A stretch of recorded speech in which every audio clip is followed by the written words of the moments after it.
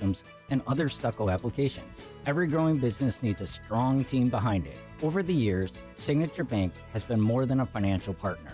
They've shared their knowledge, offered guidance, and connected us with trusted professionals who help strengthen our business. They're a valuable extension of our team and a true partner. That's why I value my relationship with Signature Bank. Signature Bank helps local businesses succeed. Want to learn how Signature Bank can help turn your business vision into reality? Call Signature Bank at 773-467-5600 or visit signaturebank.bank. Member FDIC, Equal Housing Lender. Making the switch to a new communications and IT company may seem like a big ordeal, but if you're not getting the reliable support, consistent internet, and secure solutions your company needs, meet Access One, your local Chicagoland IT experts. Access One has been powering Chicago businesses with secure, reliable IT solutions for over 30 years from our headquarters right here in the West Loop. Whether it's VoIP phones, dedicated internet, managed cybersecurity, cloud backups, or 24/7 support, Access One is here for you. Serving thousands of companies from Naperville to the North Shore, Access One is Chicago-owned and Chicago-run, a trusted IT partner for law firms, clinics, tech startups to manufacturers. We'll make the switch easier than you think. Let's talk. Call 800-804-8333 or visit accessoneinc.com. Rated top 5% in customer satisfaction and a Better Business Bureau A+ rated business. That's accessoneinc.com. Tech made personal, locally. Need a little hope in your life? Listen to Truth for Life with Alistair Begg every weekday morning starting at 7:30 a.m. on our sister station, AM 1160. Hope for your life. It is that time of year again to save babies by providing ultrasounds with our friends at Preborn. You know how this goes. We've done it every single year at this time. All you have to do is pick up the phone and say, I want to provide a free ultrasound to a girl. Give her the chance to see the truth of what's happening in her body. Every $28 helps do that, saving one baby. $280 can do that. Help save 10 babies. More does more. The phone number is 833-850-2229. 833-850-BABY. Join us saving babies with Preborn again this year. We're going to save hundreds of babies, one at a time, 2 or 5 or 10 at a time. That phone number again is 833-850-BABY. That's 833-850-2229. Or go online to 560theanswer.com/baby. Now, your official weather forecast. Today will bring some sunshine peeking through the clouds along with breezy conditions and slightly cooler temperatures compared to recent days. There will be a few showers and a chance of a thunderstorm. The high temperature will reach 79 degrees. I'm meteorologist Jason Caterina on AM 560, The Answer. Get the latest weather, traffic, and news updates online at 560theanswer.com. Portions of the following show may be pre-recorded. Now, from the Signature Bank Studios, this is Chicago's Morning Answer with Dan Proft on AM 560. The Answer.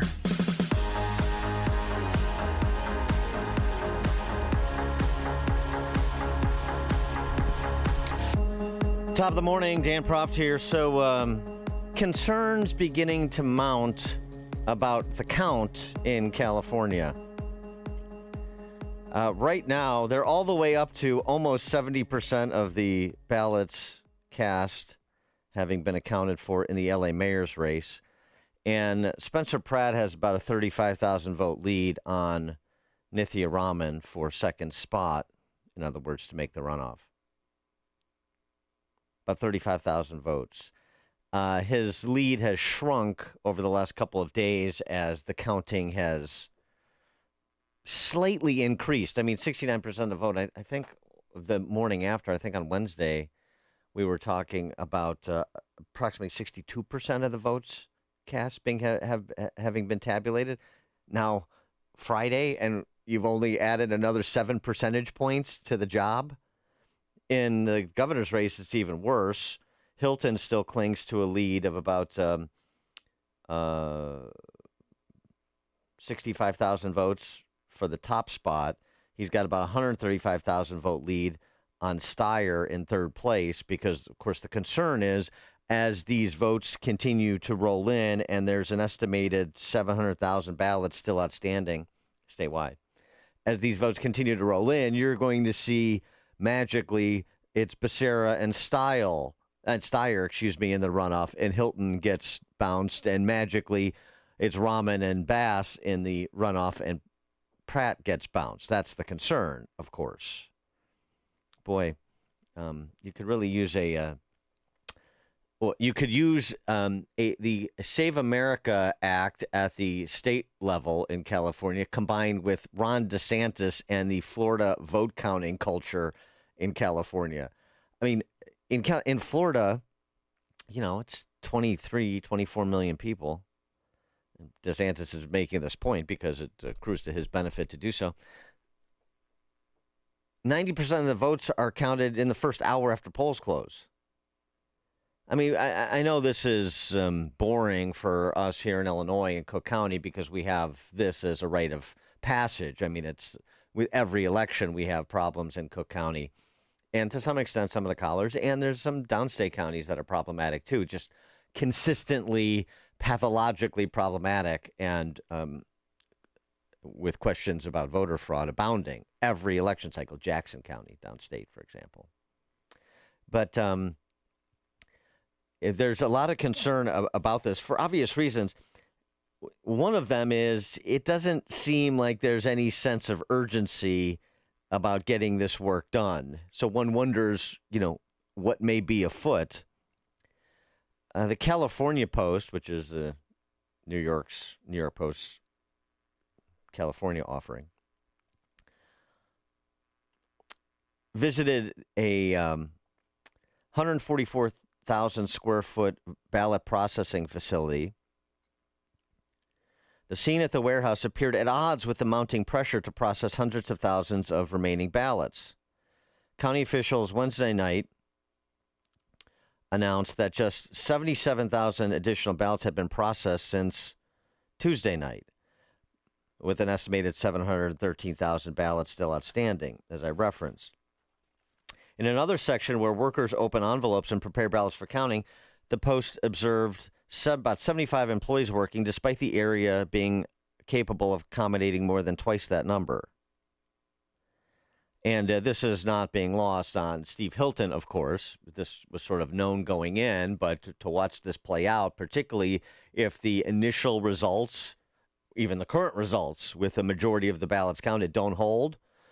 California is the laughingstock of the nation when it comes to election reporting. We're the fourth largest economy in the world, home to Silicon Valley and some of the most advanced technology on earth, yet government bureaucrats need a month to count fewer than 10 million ballots. Yeah, it's not just the whole nation. It's much of the Western world, because there's been a lot of posting on X about how quickly other countries are able to tabulate election results as compared to, say, California or Illinois. But even Illinois is not routinely as bad as what we're seeing here. The idea that they would announce, effectively trying to control expectations, I suppose, and give the appearance that there's nothing hanky afoot, nothing awry, nothing to see here. They said election day or the day after that they were tracking for, July 10th to be able to report the final results of a June 2nd primary.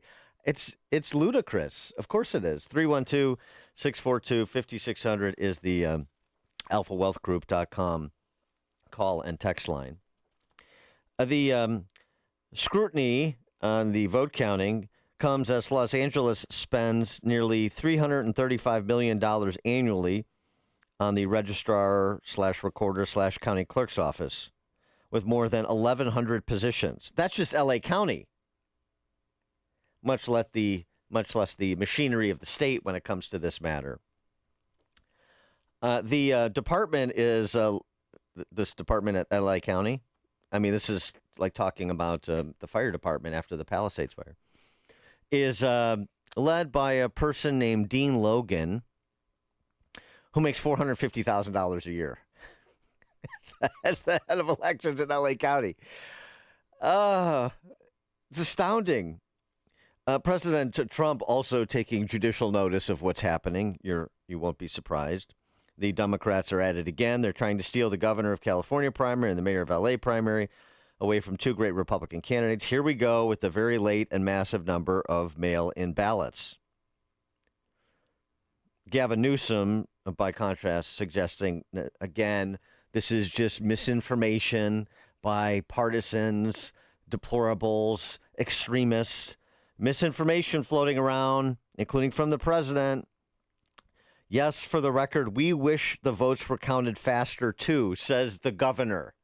You know, if only you were in a position to do something about that. I mean, you know, I'm just as upset about this as anybody, says a two-term governor. It's like Mayor Daley, 20 years in as mayor of the city of Chicago, decrying the state of the Chicago public schools. I'm just as upset about what's going on at CPS as anybody. Gosh, if only you had the power to do something about it. Brother. Michael, Southside, you're on Chicago's Morning Answer. Dan, good morning, and thank you for taking my call. It's kind of weird that the American left, especially in the media, has been giving us lectures about the voting rights of African Americans, and yet it says nothing about people effectively being disenfranchised by voting shenanigans in California. Yeah, I hear you, Michael. Good observation. Thank you. Matt Taibbi posted on X, America routinely taking days, weeks to count ballots now is effing hilarious. It's not America. It's states run by people like Gavin Newsom and J.B. Pritzker. But he said they might as well announce results in Hamburglar costumes. I think that would be more honest. I agree with him on that score. There's only one radio show in Chicago talking about today's biggest stories and telling you what they really mean.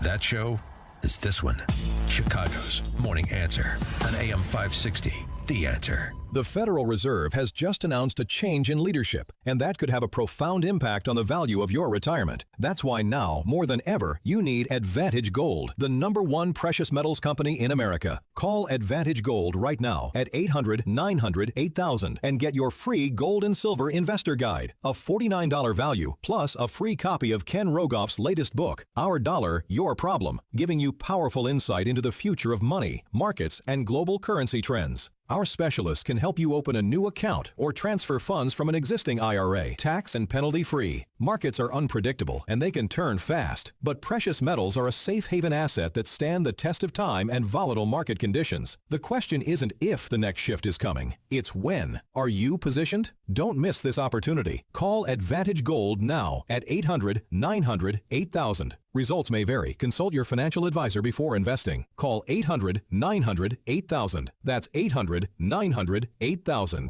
AM 560, The Answer.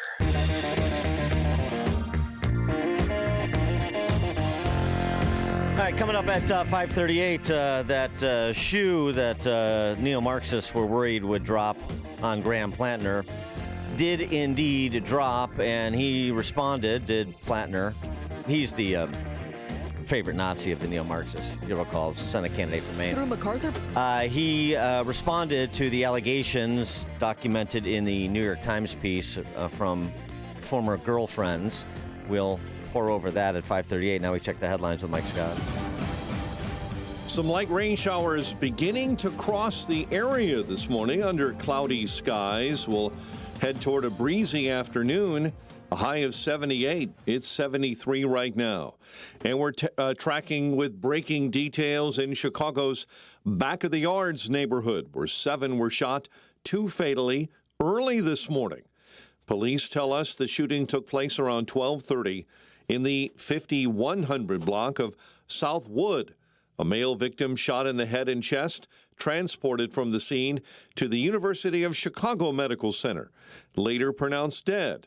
Another male victim shot in the abdomen, transported to Mount Sinai, later pronounced dead. World leaders such as President Trump and Iran's supreme leader, and a separate meeting involving Ukrainian President Volodymyr Zelensky and Russian President Putin are hoping to meet up separately, starting talks on ending their respective wars, as Fox's Madeline Rivera has more from the White House. The president says if it did happen, he would be respectful. I don't want to meet, but if I did meet, I'd be honored to meet him. I'd like to see if we make a deal. So again, the president maintaining that the U.S. will win either militarily or on paper, even as peace talks stall. With no timeline as to when the conflict in the Middle East will end, though, Ukrainian President Volodymyr Zelensky is taking steps to end the war in his country. He's proposing direct engagement with Russian President Vladimir Putin, saying it would be wrong to wait until Europe returns to the center of attention. Zelensky says in a letter to Putin, I am proposing a meeting. We also believe that the United States must be part of the process. This is what could help shape a new security architecture for our part of the world. President Trump returns to battleground state Wisconsin later today, where Milwaukee health officials say they're monitoring 3 people as a precaution for the Ebola virus. The city health department there says the trio are very low-risk individuals who recently returned from Africa. A search is underway for a suspect in a deadly shooting at an automotive paint shop in Lansing. Authorities say the shooting happened yesterday at Nippon Paint Automotive America, while several employees were inside the building.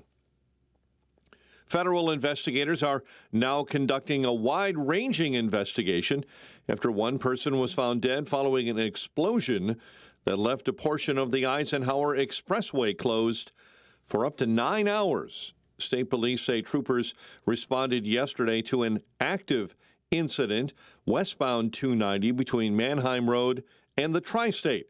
All lanes were blocked. Horrible. Not only 290 backed up, of course, everybody's getting rerouted throughout the streets. Cook County Medical Examiner's Office confirmed the death of a male on the expressway in Hillside. The incident investigation is now headed by the FBI and the ATF. The Vatican is reviewing an appeal to the closure of an Catholic school in suburban Hoffman Estates. St. Hubert Catholic School was one of 6 the Archdiocese of Chicago announced would close earlier this year after the Archdiocese rejected a request for Cardinal Blaise Cupich to reconsider. Parents appealed to Pope Leo XIV. The Archdiocese citing declining enrollment and financial losses for the school's closure. Pete Crow Armstrong knocked in the game-winning run as the Cubs plate 4 in the 9th, stunning the A's 7-6 and avoiding the sweep. White Sox begin a weekend series with the Phillies tonight, and the Bears are done with OTAs. Ben Johnson's boys now have mandatory minicamp on June 9. The news, a service of Allstate. Some people just know you could save money on car insurance by checking Allstate first. So what are you waiting for? You're in good hands with Allstate. Chicago's Morning Answer continues next, and a check of our AccuWeather forecast comes your way in 2 minutes. Larry Elder believes the rhetoric needs to be dialed down. I want him to know how much the American people hate his guts. Okay. It would just seem to me, after 3 assassination attempts, maybe, just maybe, you might want to turn down the rhetoric. Can you imagine if there had been 3 assassination attempts against Barack Obama? Can you imagine? The Larry Elder Show. Weeknights at 8, right before Sean Hannity at 10 on AM 560. The Answer. Most investments today feel like second jobs. Real estate, you're a landlord. Stocks, you're a day trader. Crypto, you're a full-time researcher. You've got a life to live. Your investment should help you live it. That's why more Americans are choosing gold. Noble Gold has helped thousands protect their future with real physical gold. Visit NobleGoldInvestments.com to get your free wealth protection kit. That's NobleGoldInvestments.com. Past performance may not be indicative of future results. Investing in precious metals, including gold, involves risks. Consult with your tax attorney or financial professional before making an investment decision. Let Cole Digital turn your outdoor space into the ultimate entertainment setup. With a 75-inch SunBright outdoor TV that can stay out year-round and great sound throughout. Like planter speakers on the patio, high-quality rock speakers that blend right into your landscape, or bronze garden speakers that blend into the environment. Our technicians will dig a hole and install an in-ground subwoofer for incredible bass and the best in sound quality. We also install outdoor rated access points for Wi-Fi coverage throughout your yard, and cameras that let you keep an eye on everything with motion-activated recording. Tour our Cole Digital Design Center, 15,000 square feet of audio, video, and great design ideas. Cole Digital is family-owned owned by conservatives that share your values, and we're based right in Frankfurt. Visit Cole Digital today and schedule your consultation. ColeDigital.com. That's KOLE Digital.com. Or call 815-469-2000. And we'll bring the showroom to you. 815-469-2000. Cole Digital, what smart living is all about. Temperatures are rising, and so are concerns about inflation, market volatility, and taxes. Revisit your financial plan this summer. VestGen Wealth Partners work with individuals to develop personalized plans that help navigate changing conditions with confidence. Visit GetRetiredStayRetired.com to learn more. Advisory services offered through VestGen Advisors, LLC, an SEC registered investment advisor. Securities offered through Private Client Services, LLC, member FINRA and SIPC. Private Client Services and VestGen Advisors, LLC are unaffiliated entities. Any information discussed does not constitute investment advice. VestGen Advisors and Private Client Services do not offer tax legal advice. Giving your liver a spring cleaning is easy with Active Liver from New Nordic. Search for Active Liver by New Nordic on Amazon, CVS, Wegmans, or GNC. Now, your official weather forecast. Today, expect some sunshine peeking through the clouds along with breezy conditions. It won't be as warm as recent days with a high of 79. There will be a couple of showers and a thunderstorm passing through. Tonight will bring cloudy skies, remaining warm and humid with a chance of more thunderstorms. Some of these storms could bring hail and damaging winds. The low will be around 67. I'm meteorologist Jason Caterina on AM 560, The Answer. Get the latest weather, traffic, and news updates online at 560theanswer.com. Now, from the Signature Bank Studios. Only the biggest stories, only the biggest guests, and only the biggest opinions. This is AM 560, The Answer.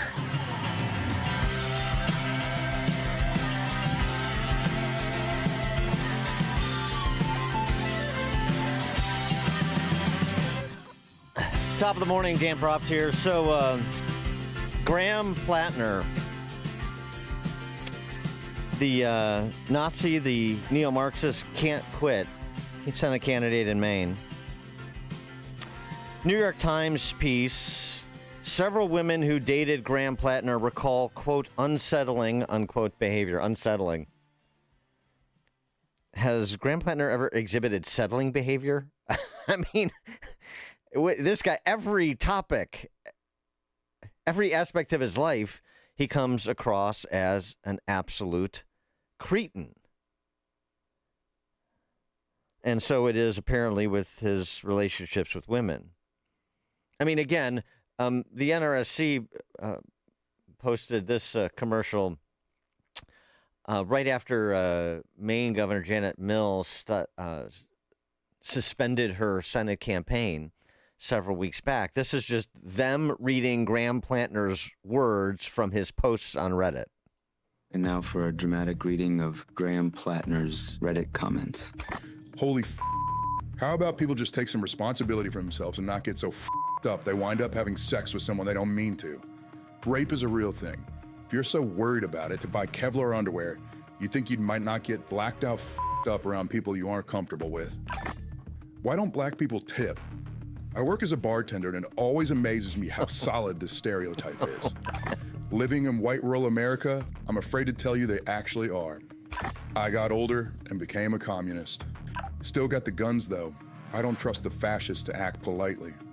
I did used to love America, or at least the idea of it. These days I'm pretty disgusted by it all. Feel free to back it up with facts, This was the gayest, not in a fun dick-sucking way, thing I've ever seen.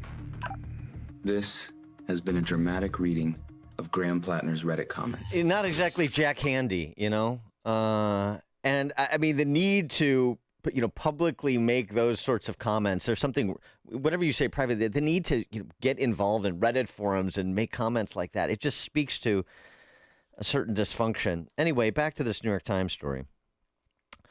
Two reporters speak to more than 24 people for the article.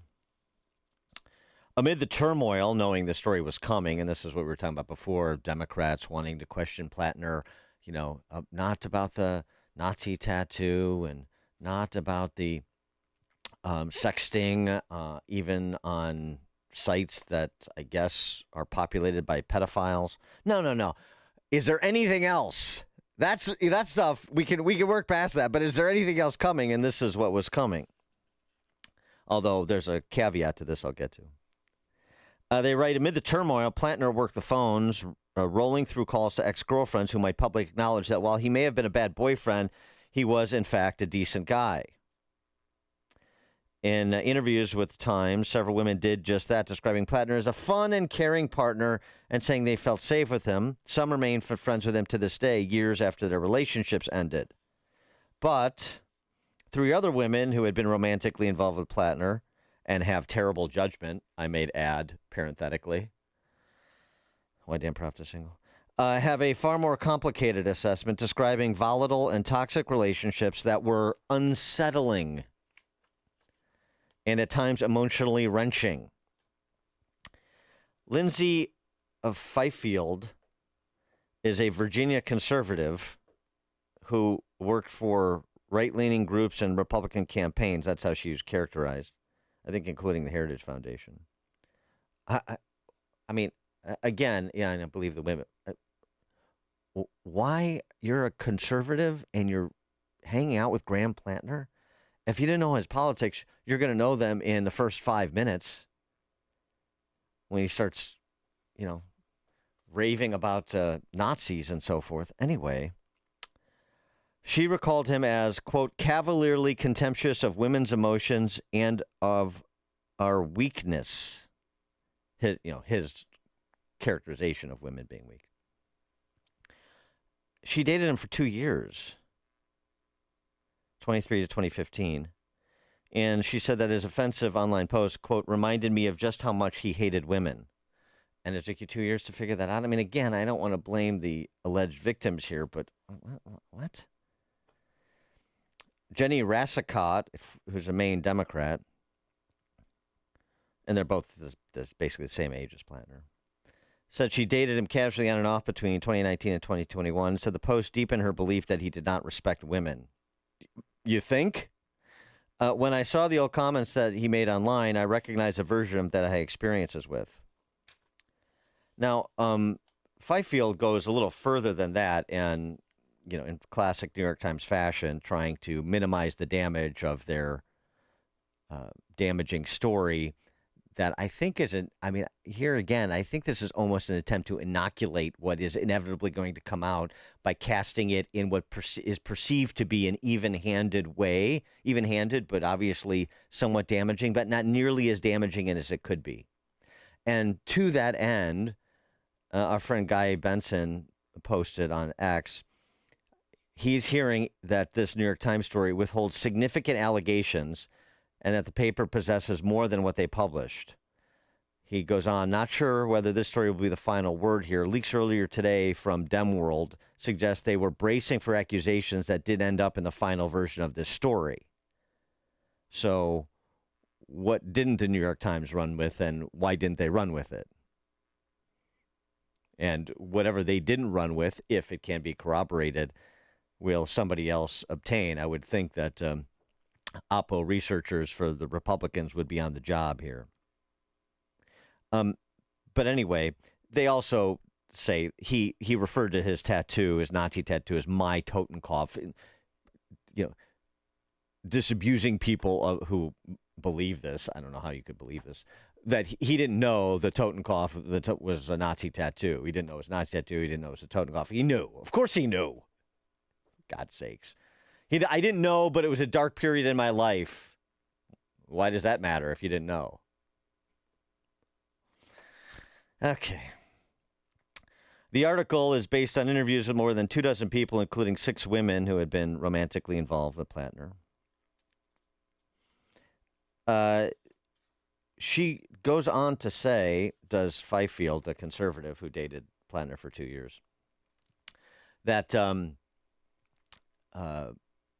he never hit her, but he could get rough with her, including grabbing her shoulder so hard that they left marks, locking her in a room when when they got in an argument. So Graham Plantner has responded to this. He went on MS Now. Where else would he go? And did interview. I have so much trouble telling these two apart, Chris Hayes or Rachel Maddow. I think it was Chris Hayes because he's the one that has the higher voice, right? He's the trans one? I think so. Anyway, this setup couldn't have been more flattering from Chris Hayes and Plattner providing Plattner the platform to deny the more serious allegations in the piece. Graham Plattner, Democratic candidate for Senate in Maine, joins me now. Mr. Plattner, it's good to have you on. Thank you so much for doing this. Yeah, I love you, Chris. I really appreciate it. Thanks for having me on. I just want to say at the start that, we've had you on before, and I think you and I are both people that in other contexts talk about income inequality and healthcare and all those issues, which are extremely important, and we devote a lot of time to on this program. This is not, the thing that we spend a lot of time chasing. Contain your giggles. But, there's some serious stuff there I want to go through with you, and I think voters have a right to know about it. And I want to start with what Ms. Fifield says about being rough is the term the Times. And I'm going to just read you the account so you have it. This is from the Times. Mr. Plattner could be rough with her, Ms. Fifield said, particularly when they were drinking, leaving her shaken and sometimes afraid. In the interviews, she grappled with how to process her experiences. She was quick to note, he never hit me, he never punched me. She said he regularly grabbed her by the shoulders, sometimes hard enough to leave marks. On one occasion, yanked her out of a cab by her wrist after an argument in which she wanted to stay in the car. During one argument, she recalled he twisted her arm behind her back, shoved her into a bedroom, and held the door closed from the other side so she couldn't get out, telling her to remain there until she was calm. Eventually, Ms. Fifield said she fell asleep and left the next morning. It hurt, she said, but she added, it didn't cause any injury. It didn't break my arm. Did that happen? No, it did not. There are some allegations in this piece that I just want to be kind of unequivocal about are simply not true. Anything alleging physicality, anything alleging that I knew what my tattoo was, these are the statements of someone who's politically motivated. In this piece, there's a lot about my struggling, not being a good boyfriend, certainly self-medicating with alcohol, and I've been very upfront since the beginning of this campaign that was a pretty dark period of my life after I came back from my combat service, and that's what that kind of life looks like. And so there are things in this that I absolutely will take responsibility for and have been speaking about openly for months now. But those serious allegations are just not true. 312-642-5600 is the alphawealthgroup.com call and text line. We're to believe the women. That's what the left tells us.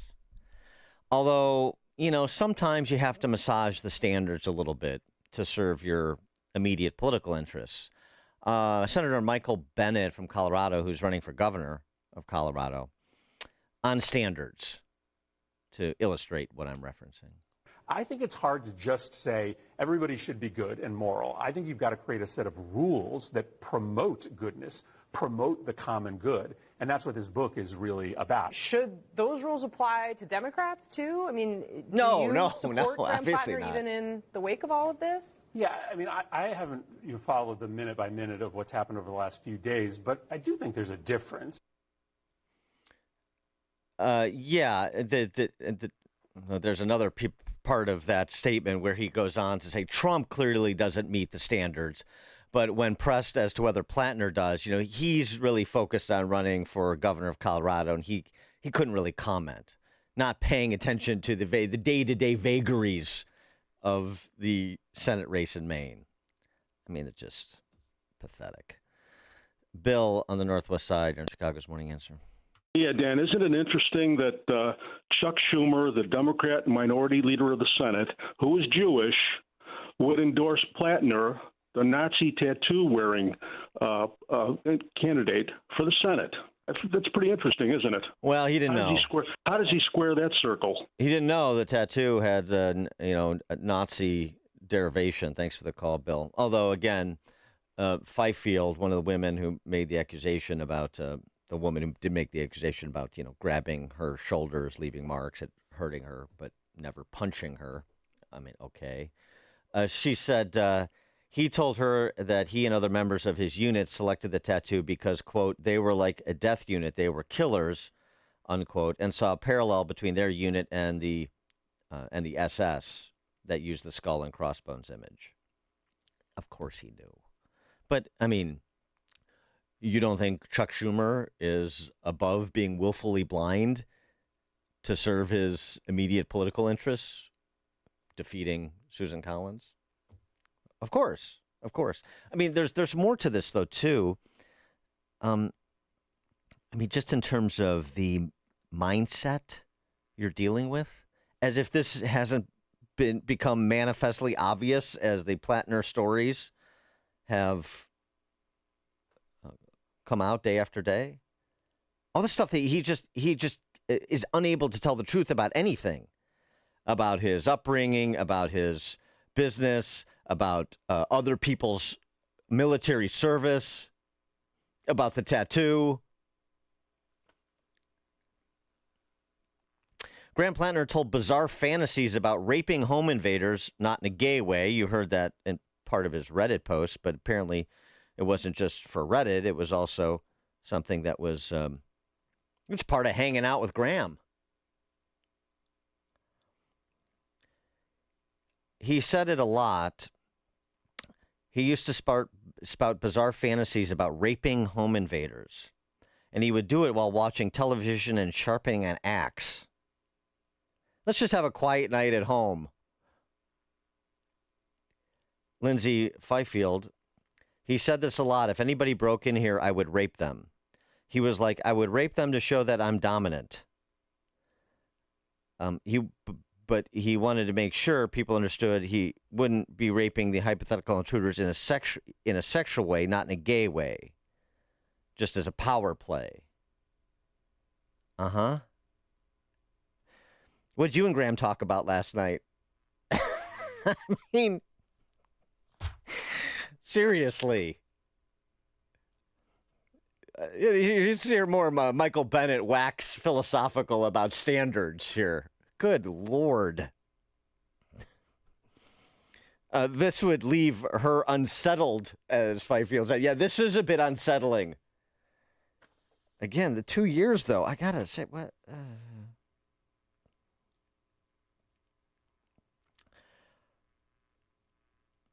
Fifield said when Plattner would talk about rape, he would leave his assault rifle lying around. He had a sharp force to react. He would hone while he watched TV and spouted these thoughts. He would even talk about killing people he considered a threat and how rape was an act of power, she reiterated. Okay. Now you know why Janet Mills is running around Maine saying, I just suspended my campaign. I'm still a candidate. This is the morning show more Chicago radio listeners are choosing. This is Chicago's Morning Answer on AM 560. The Answer. Sign up for the AM 560 Answer Advantage to get early alerts on event ticket sales, special discounts, and contest opportunities. Sign up today at 560theanswer.com/advantage. Do you see yourself traveling, working part-time, or moving somewhere warmer when you retire? Hi, I'm Nolan Webster, your local Chicagoland Edward Jones financial advisor, and I want to help make your retirement goals a reality. Let's talk about where you are, where you want to be, and how we can get you there. Together, we can plan for the expected and make sure you're ready for the unexpected. Call me at 224-801-6107. That's 224-801-6107. Or visit edwardjones.com to get started today. Edward Jones, member SIPC. Have you been watching gold and silver lately? Hard to ignore. Back in January of 2025, silver was under $30 an ounce, and now it's more than doubled. Again. Not bad, right? Some experts say this bull market is just getting started. Others say it's a good time to take some money off the table. Either way, whether you're buying or selling, Fox Valley Coins in Naperville is the place to go. They stock large quantities of all the major bullion coins and bars. And here's what sets them apart. Unlike places that only pay melt value, Fox Valley Coins pays more for high-grade coins and scarcer dates. That's real money left in your pocket. They also buy scrap sterling flatware, jewelry, silver-plated items, and old proof sets. And they specialize in U.S. and foreign collector and investment coins and currency, both buying and selling. Fox Valley Coins, one light north of I-88 on Route 59 at Ferry Road in Naperville. Family-owned with integrity since 1981.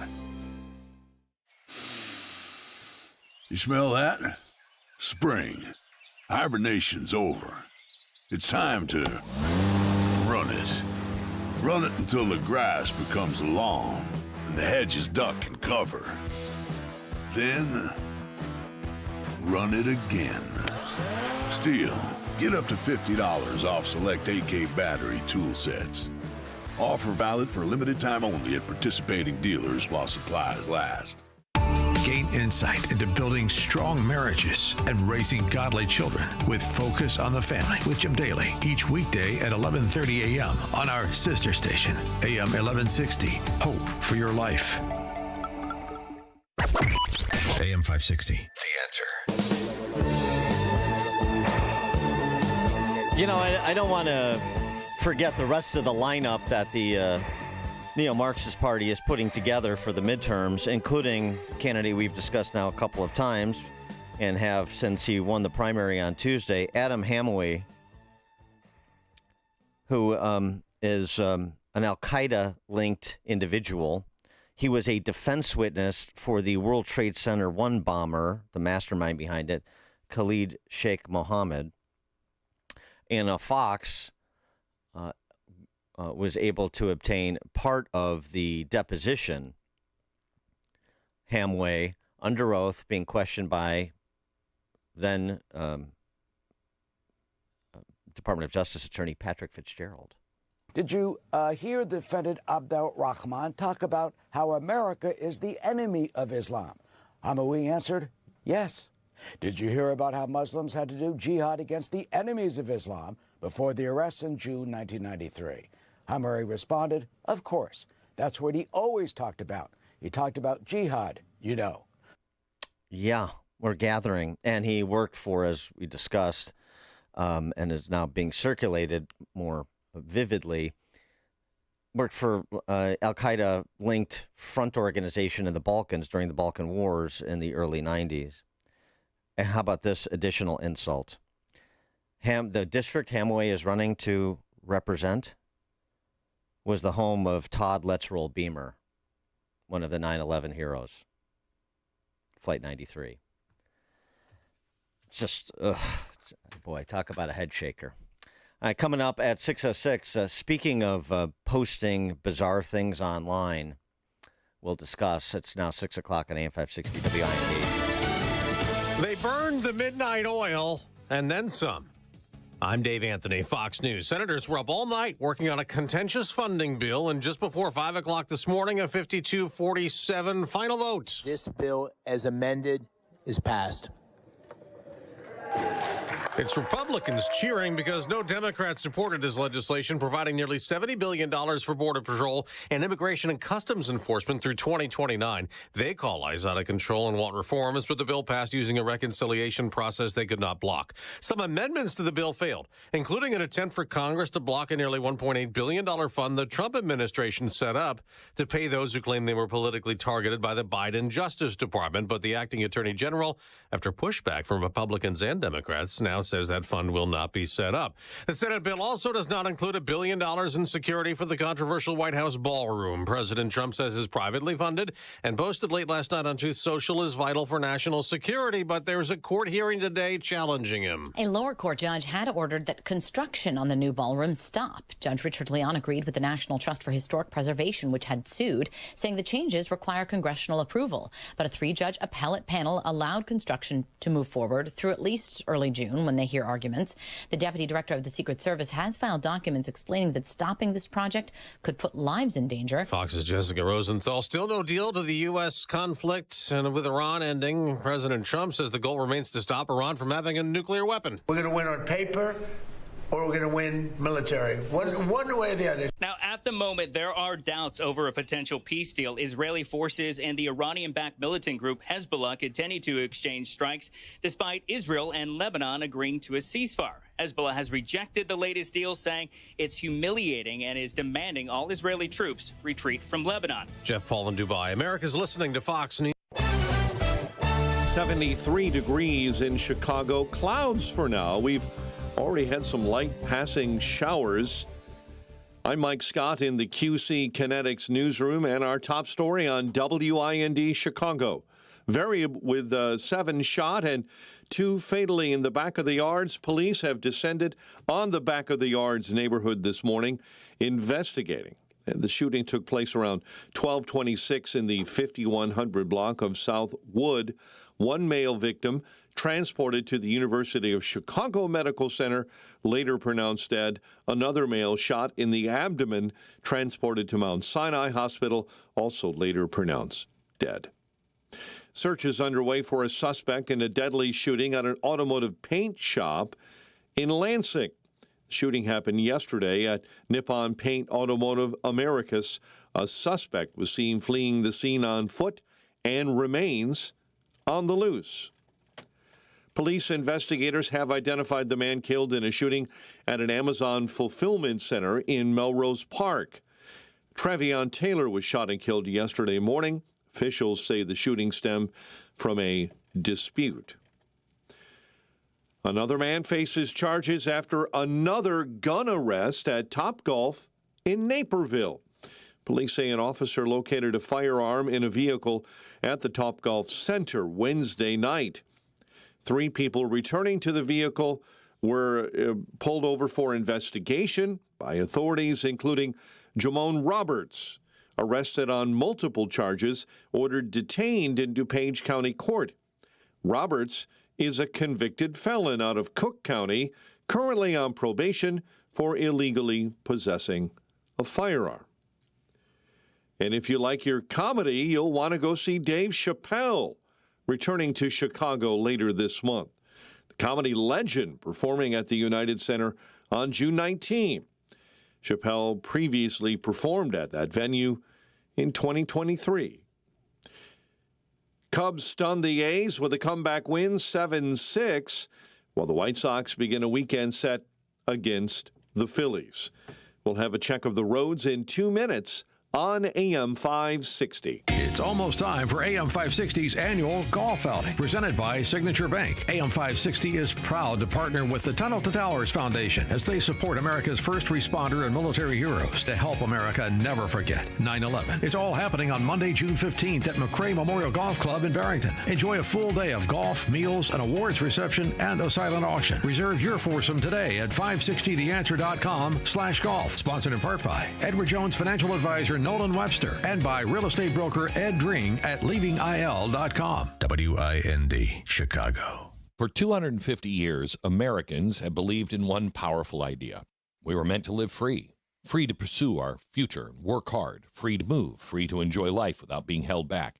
But if everyday aches and pains are slowing you down, it might be time to declare your independence from pain. I tried everything and anything to help me get rid of my pain, and nothing freed me. It just masked the pain, and the side effects diminished my quality of life. I'm sure you have been there if you have real bad pain. Relief Factor is a 100% drug-free, research-based formula that is designed to help your body fight inflammation, one of the root causes of pain. And it is not a quick fix or a temporary mask. It works from the inside out, at the source. Relief Factor. It was created for people to get back to living their life on their terms. Is that you? Walking, working, exercising, enjoying the moments that matter? This year, as we celebrate 250 years of American independence, take your stand for your own freedom. Declare your independence from pain. Try Relief Factor today. $19.95, 3-week quick start. Ready for you right now. Visit relieffactor.com, 800-4-RELIEF. Your kitchen's outdated. Your bathroom feels cramped. Every day you wait, prices go up. And you keep living in a space that doesn't work. At Forever Remodeling, one team handles everything.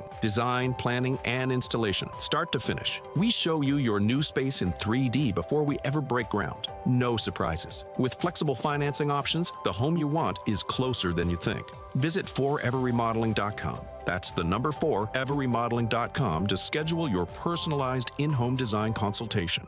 Scott Jennings fearlessly fights back against the mainstream media on the Scott Jennings podcast. The Supreme Court's decision striking down racial gerrymandering. The Supreme Court said enough is enough, and in this ruling, the justices raised the bar. They said if you want to challenge a map as discriminatory, you now have to prove actual intent, not just point to statistical disparities. Subscribe for free today on Spotify, Apple, YouTube, or SalemPodcastNetwork.com.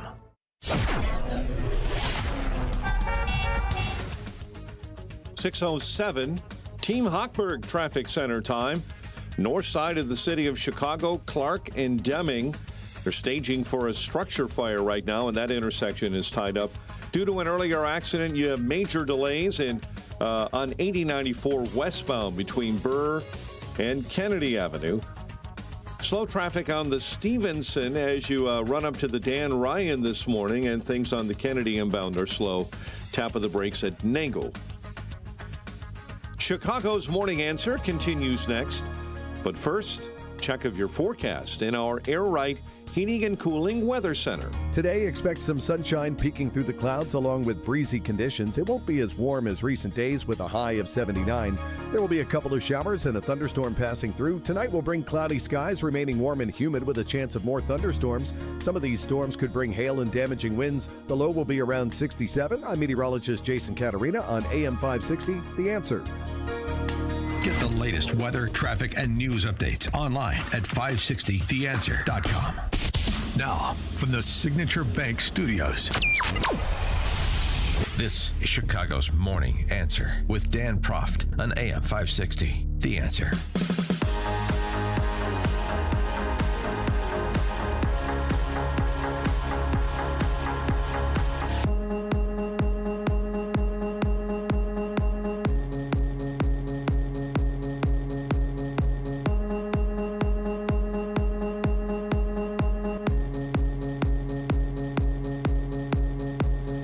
Top of the morning, Dan Proft here.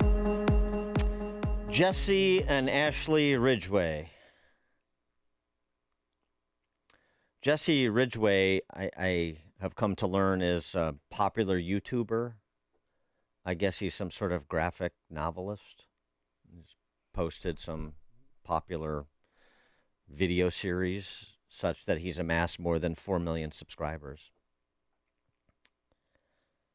You know, it's one thing to use social media as a communication and marketing tool, but I don't know. I'm really struggling to find the words to describe somebody, a couple, but him in particular, that would make this post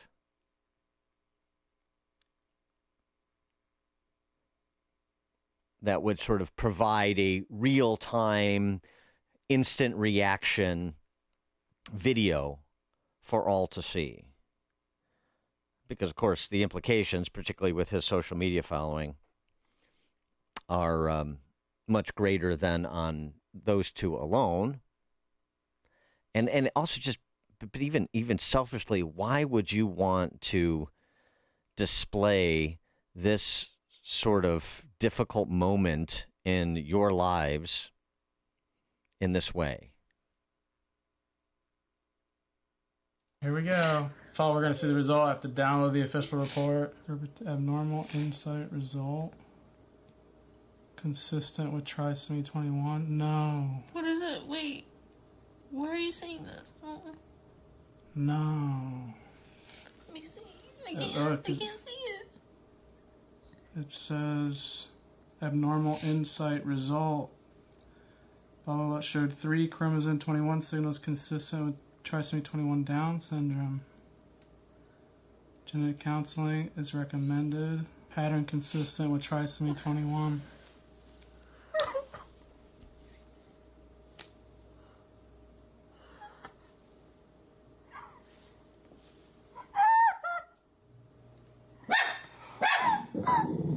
Hey.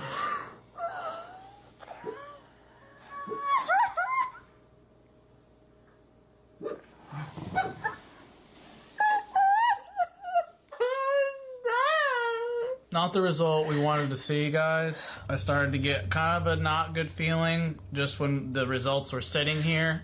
That's why I didn't want to open them. I started to feel really uncomfortable about it. Just kind of in shock, like, truly. We talked before this, guys, about what would we do if we confronted this scenario, because this was the more likely scenario. We talked about terminating the pregnancy. Obviously, things could change, because this was traumatic, like, very traumatic. And I know you guys, even watching this, this is traumatic for the whole community. I think now that we have a definitive result, we'll talk with these counselors and we're going to have some hard conversations. Typically, if the initial FISH result shows trisomy 21, the final full karyotype or microarray analysis also confirms it in more than 99% of cases. It's just all very overwhelming and confusing to navigate. Ashley is almost halfway through this thing.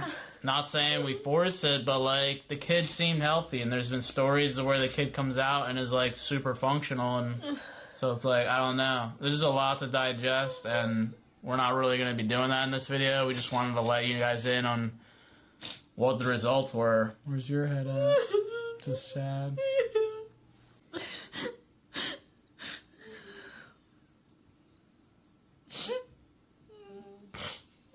Just things have been pretty dark for a while for us, and we thought this was going to be a nice little ray of sunshine, and it's not.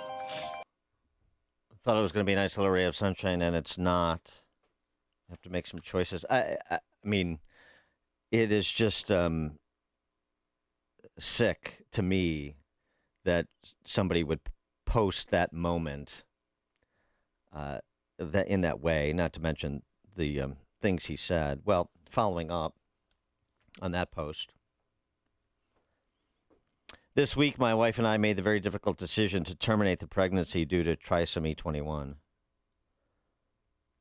The choice was not made lightly. We really appreciate all the personal stories that you guys shared with us, especially the unconditional support we received from fans with no matter what we decided.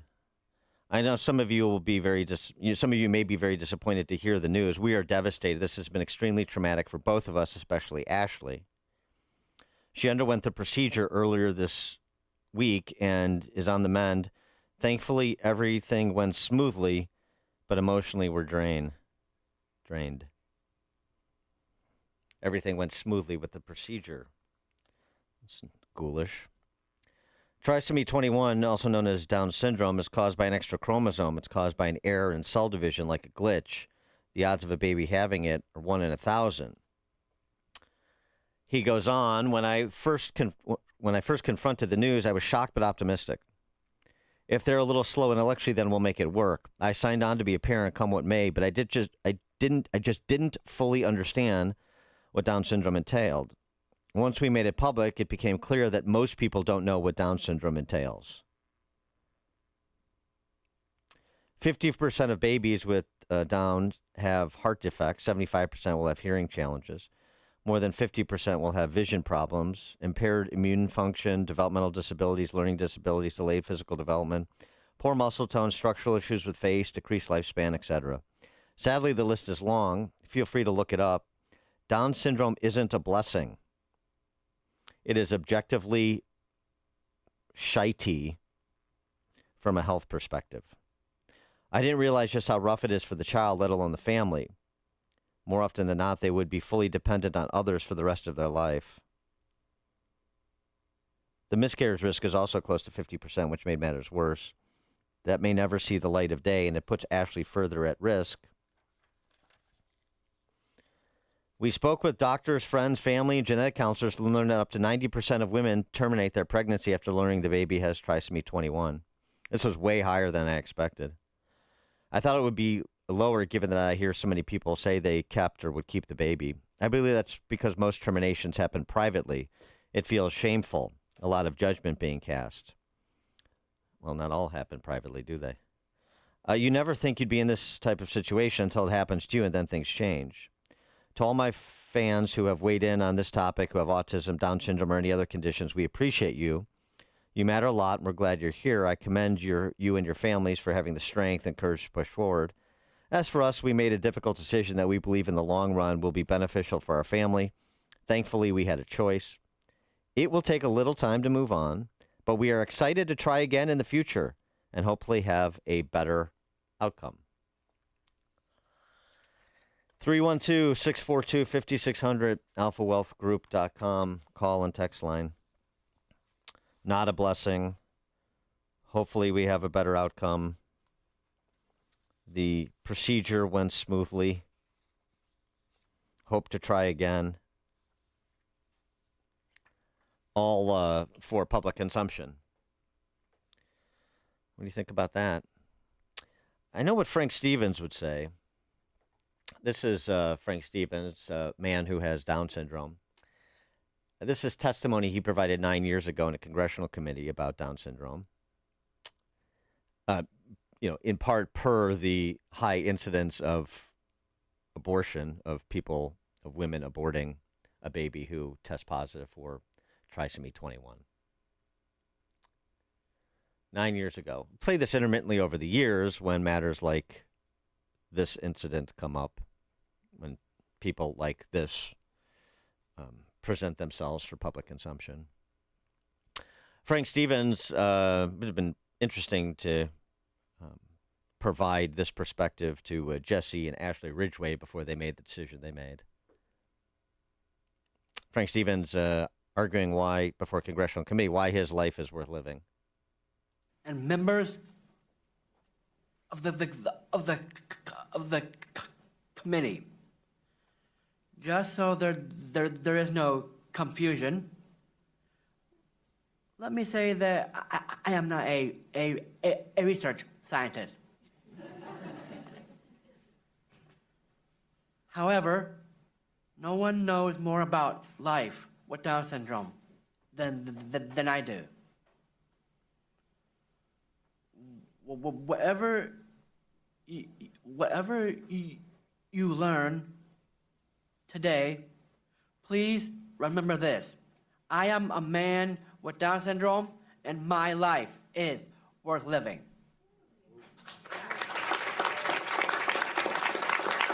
And he went on to offer additional perspective that is worthy of consideration from people, particularly by people like Jesse Ridgway, who did a very superficial review of the situation, I would say, to be generous.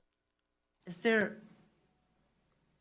really no place for us in the world? Is there really no place for us in the NIH budget? On a deeply personal note, I cannot tell you how much it means to me that my extra chromosome might lead to the answer to Alzheimer's. It's likely that this thief will one day steal my memories, my very life, from me. This is very hard for me to say, but it has already begun to steal my mom from me. Please think about all those people you love, the way I love my mom. Help us make this difference. If not for me and my mom, then for you and the ones you love. Fund this research. Let's be America, not Iceland or Denmark. Let's pursue answers, not final solutions. Let's be America. Let's make our goal to be Alzheimer's free, not Down syndrome free. Thank you. Thank you. Frank Stevens is a pretty thoughtful guy. I'm sure glad he wasn't aborted. Megan Basham, Christian author, posting in response to this. Imagine the message you're sending right now to every person with Down syndrome around the world. You're telling them that their lives are not worth living. You're telling them that if their existence is an inconvenience for someone else, that person should have the right to kill them. I hope you come to see that someday. Soon. Bridget in LaGrange on Chicago's Morning Answer. Hey, good morning. I have a cousin who has their first child has Down syndrome, and she's now in her 40s. The child's in her 40s. But when she was younger, we started going to Special Olympic basketball games down on the south side, and there was a full range. She was in the younger group, and then there was a middle group of Down syndrome people playing and then an older group. And we've been going every year to support. And just this past year, I said to my cousin, I said, she's in the older group, this cousin with the Down syndrome. I said, where are all the little kids? When we started, there was a whole range. And she said, Bridget, they're terminated. They're not. There's not even a younger group. And this is just one story from Chicago. It broke my heart. It broke her heart as well. And anybody should go to these events. They are just beautiful events. Yeah.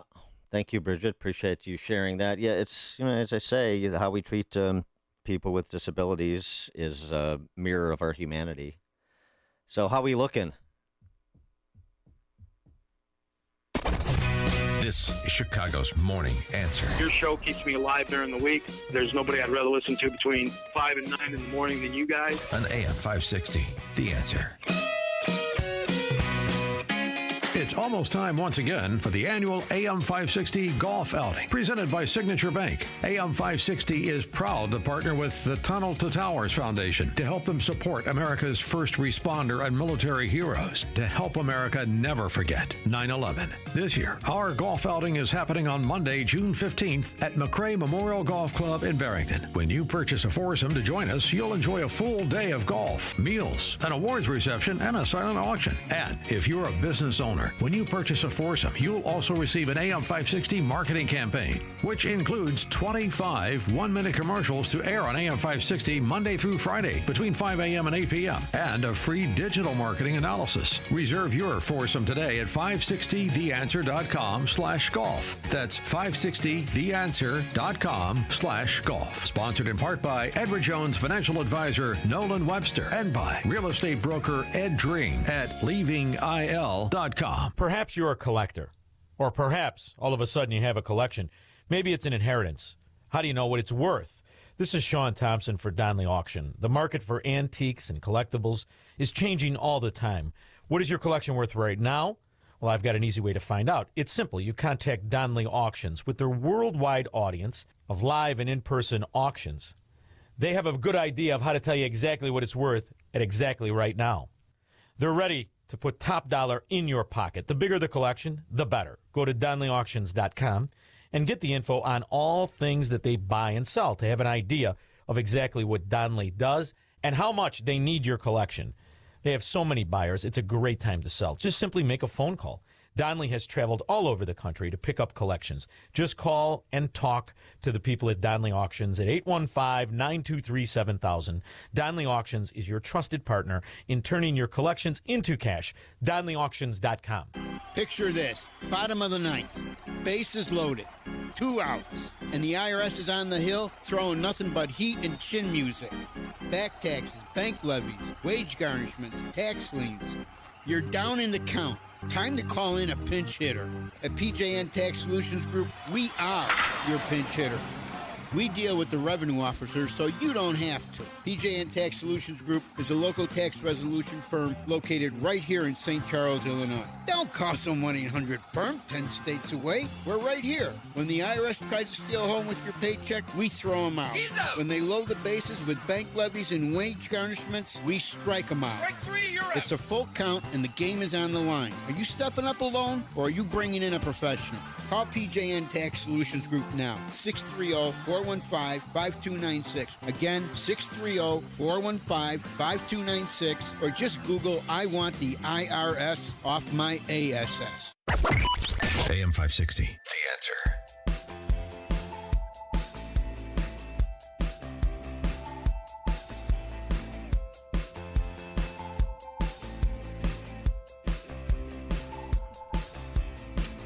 Just following up on that story about the Ridgeways and aborting their Down syndrome baby.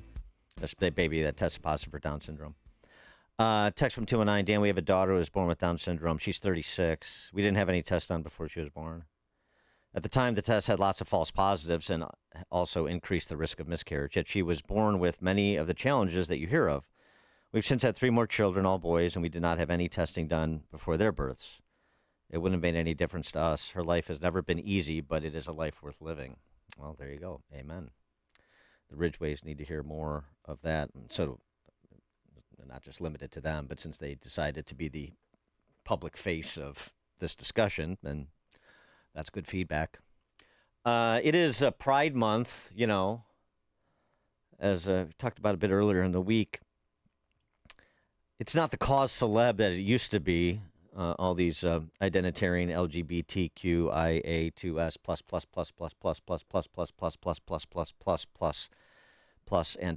orgs are having a tougher time getting corporate sponsorships and underwritings and so forth. Not everywhere, though. Robbie Starbuck is still on the job. Robbie Starbuck sort of made a name for himself by doing the legwork, tracking down DEI and ESG extremists in C-suites around the country at the height of DEI and ESG. It's still there. It's still present. It doesn't just get eradicated overnight. The other side gets to fight, too, and they are. So, again, revolutionary, common sense counter-revolution, but the battle is still very much being waged. And Robbie Starbuck on the case again of the newly minted CEO of Harley-Davidson. Harley-Davidson's had some problems giving in to DEI, which sort of runs against brand, do you think, and their customer base? Maybe an instance of going woke and going broke, or certainly hurting the bottom line. But then when they originally received scrutiny from Starbuck, they moved away from that a little bit. Well, their new CEO, a guy named Artie Starrs, is bringing it back with a vengeance. And apparently, this is what he's done before at other corporate stops, including Topgolf, which I didn't know. And now that I know, not that I spend much time at Topgolf, but I certainly won't be recommending it. I like the concept, but not going to be on board with the program that Artie Starrs and company are attempting to advance. There's so much crazy stuff, it's kind of hard to know where to start, but we'll start here. Here's the new CEO, Artie Starrs. So after an extremely tumultuous period where your brand was torn down and now is seen as weird, woke, and weak, you're going to bring in a CEO that is going to project the masculine identity of the brand, right? The pro-America identity of the brand. Well, maybe not so much. Let me tell you a little bit about Artie Starrs and his background. So where does Artie come from? Not a motorcycle company. Actually, in this press release, you see his most recent stop was CEO of Topgolf. So let's take a look at some of the things that were happening at Topgolf when he was CEO. Oh, would you look at that? When he was CEO, Topgolf had a pride group. Now, I want you to take a close look at what this actually says. It says here, we envision a world at Topgolf where our family celebrates our LGBTQIA+ community. As one team, we will advocate, support, and bring education and equality. We are the pride of Topgolf. Are you getting Harley-Davidson vibes yet? If so, you're going to absolutely love this. When Artie was CEO at Topgolf, Topgolf was also supporting this PGA of America sanctioned LGBTQ+ golf tournament, and it was raising money for who else? San Francisco Pride. And here's a little taste of what a San Francisco Pride event is like. And yes, it's what it looks like. A naked guy with an erection. Incredibly inappropriate. It's on the just streets. Beginning, but is this really seeming like the guy to turn around a brand that has a wokeness problem? And where was Artie before Topgolf? He was president and then CEO of Pizza Hut, where they pushed DEI quite aggressively, as you can see from this old LinkedIn post of his. So when Artie Starrs was president and then CEO of Pizza Hut partnered with something called First Book to launch a collection of anti-racism resources for educators. We're going to get to those resources in a second, but part of this program actually was to have one of the guys from Queer Eye, who wrote a book for children, go read to children in partnership with Pizza Hut. Sure. Grooming children and decrying white supremacy. Basically just, hating on white people for being white and advancing all this identitarian bilge. That's Artie Starrs, your new CEO of Harley-Davidson.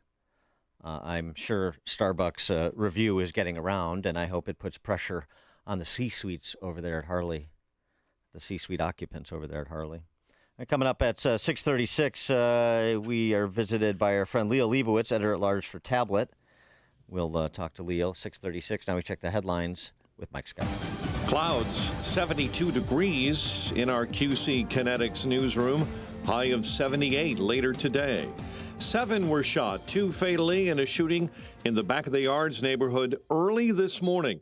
in the 5100 block of South Wood.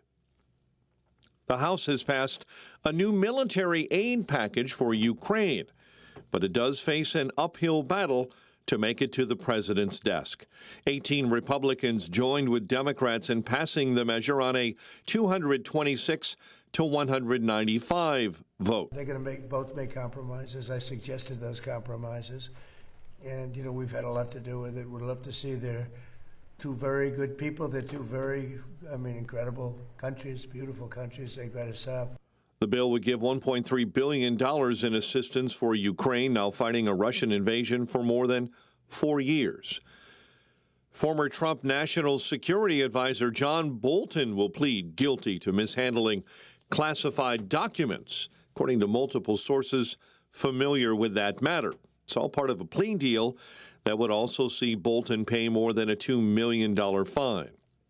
In other stories we're following this morning, a search is underway for a suspect in a deadly shooting at an automotive paint shop in Lansing. A suspect was seen fleeing the scene on foot and remains on the loose. Federal investigators are now conducting a wide-ranging investigation after one person was found dead following an explosion that left a portion of the Eisenhower Expressway closed for nearly 9 hours yesterday. Horrible. Not only 290 backed up, of course, everybody's getting rerouted throughout the streets.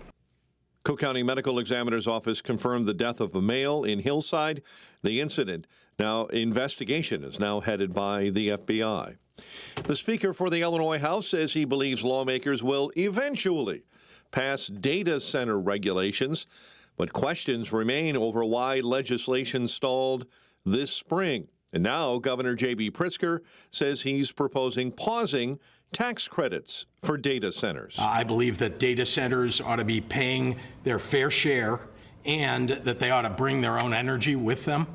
Senate and House bills included provisions to prohibit cost shifting and ensure data centers power their own operations.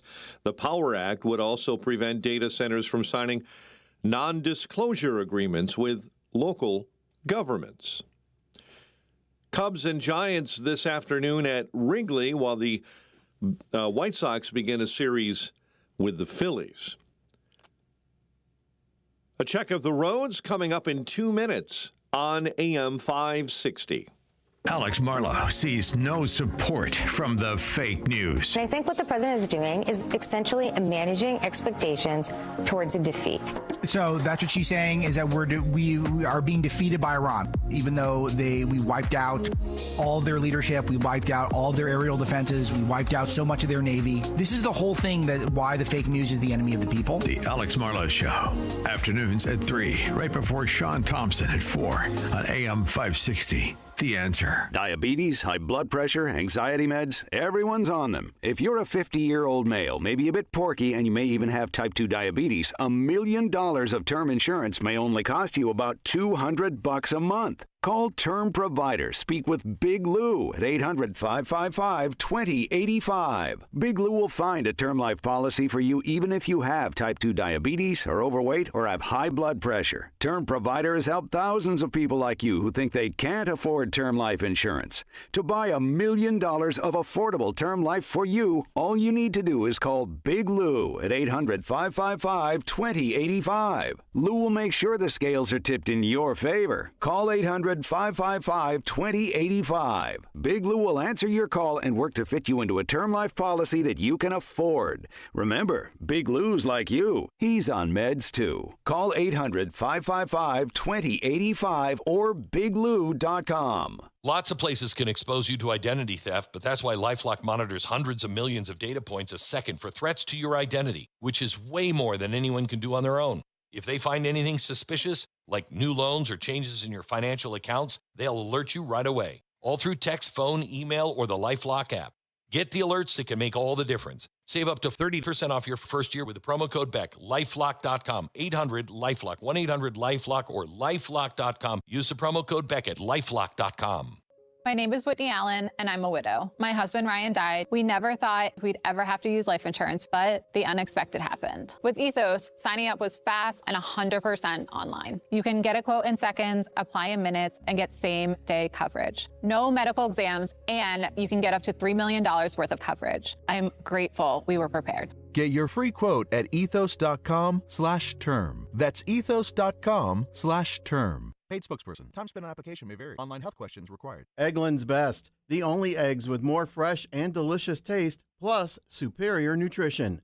Eggland's Best. Better taste, better nutrition, better eggs. 6:37 Team Hochberg Traffic Center time. Accident reported in Addison, Army Trail, and Swift.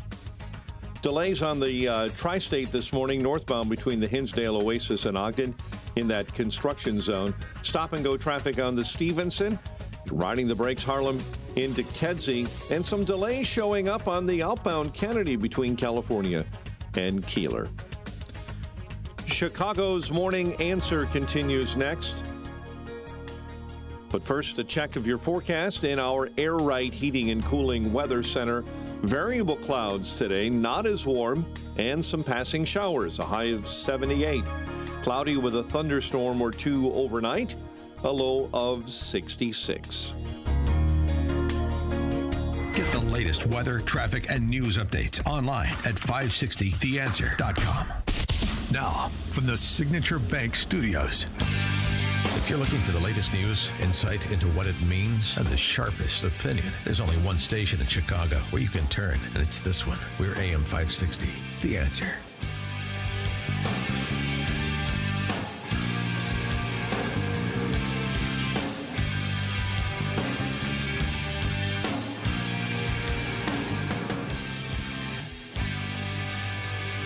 Top of the morning, Dan Proft here. So Trump posting on Truth Social about the 250th anniversary of the country. On Wednesday, June 24th, 7 p.m., we'll be bringing you live the greatest rally ever. It will be special at every level. A rally to end all rallies. Okay?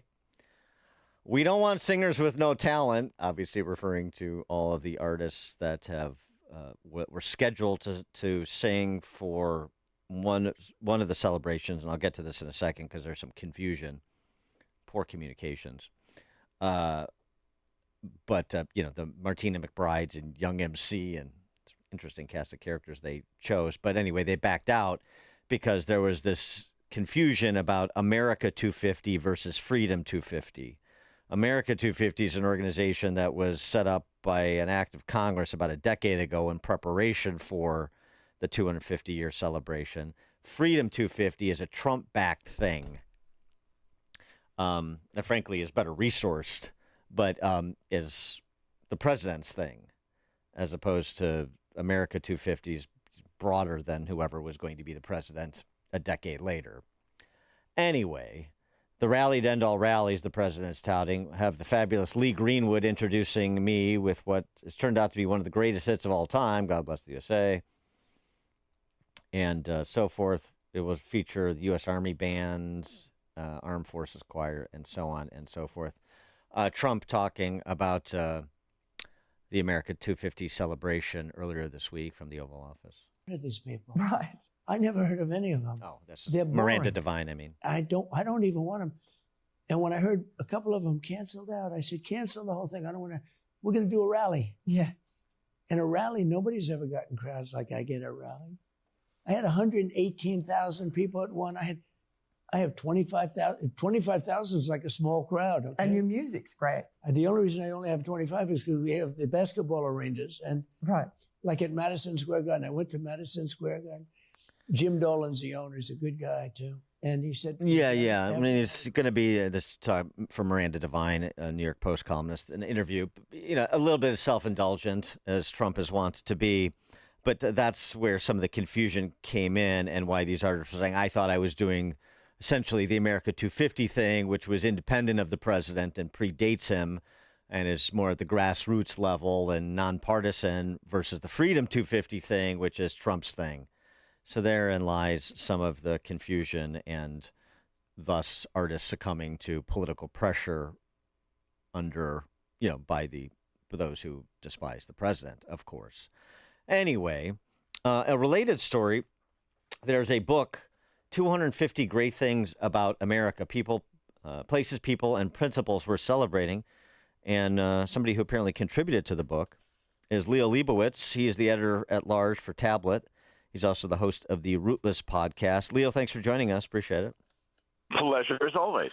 Tell us about this 250 Great American Things book.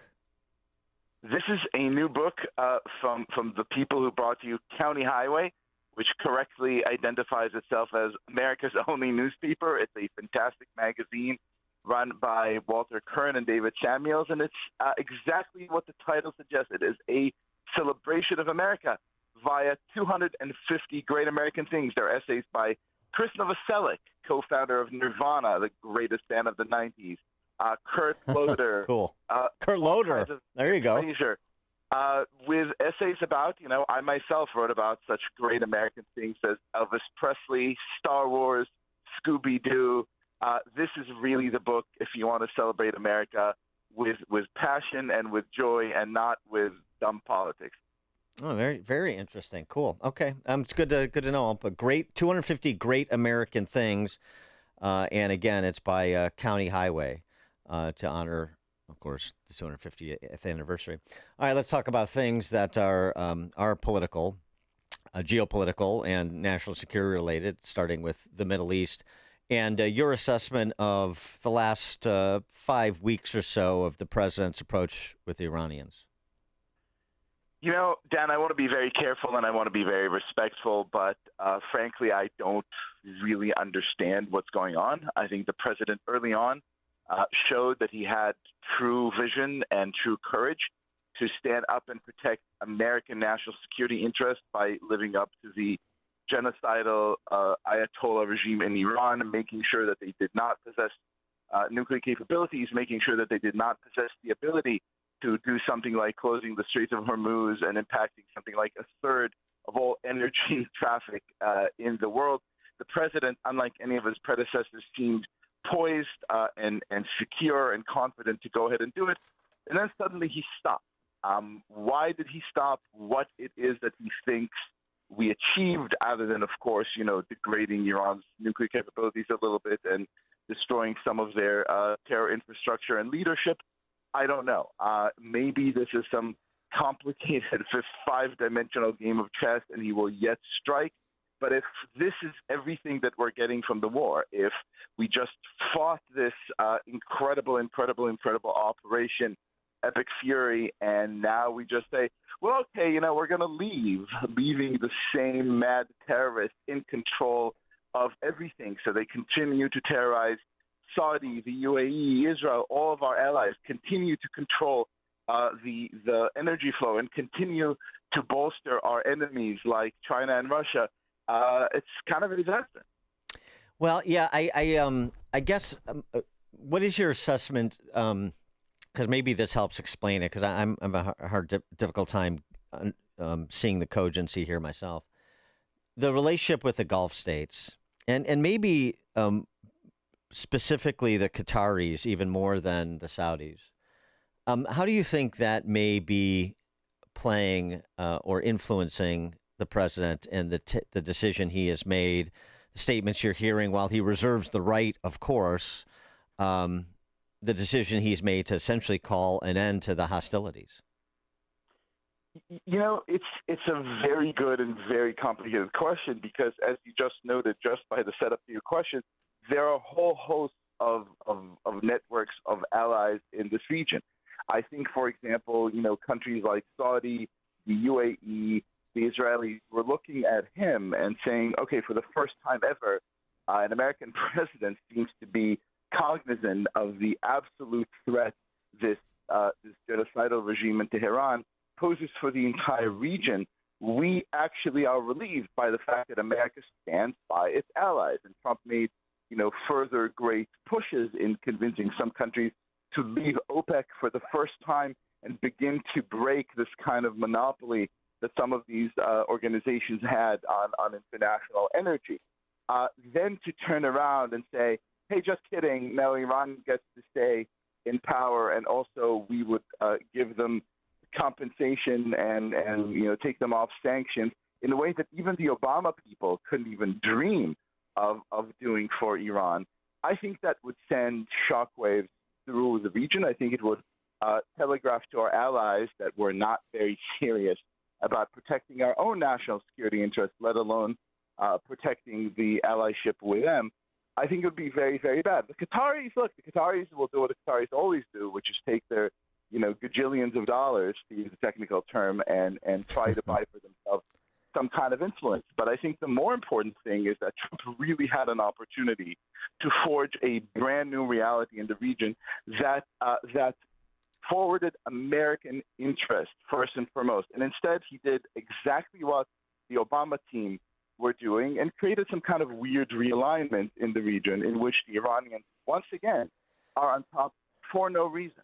Well, I don't think it's past post yet. I don't think it's past tense. No, do I. Right. No, do I. But I mean, and also too, you get the sort of the neo-isolationists that any sort of discussion of using force here is, you want invasion, you want to take over, you want a nation build, you want to occupy. No.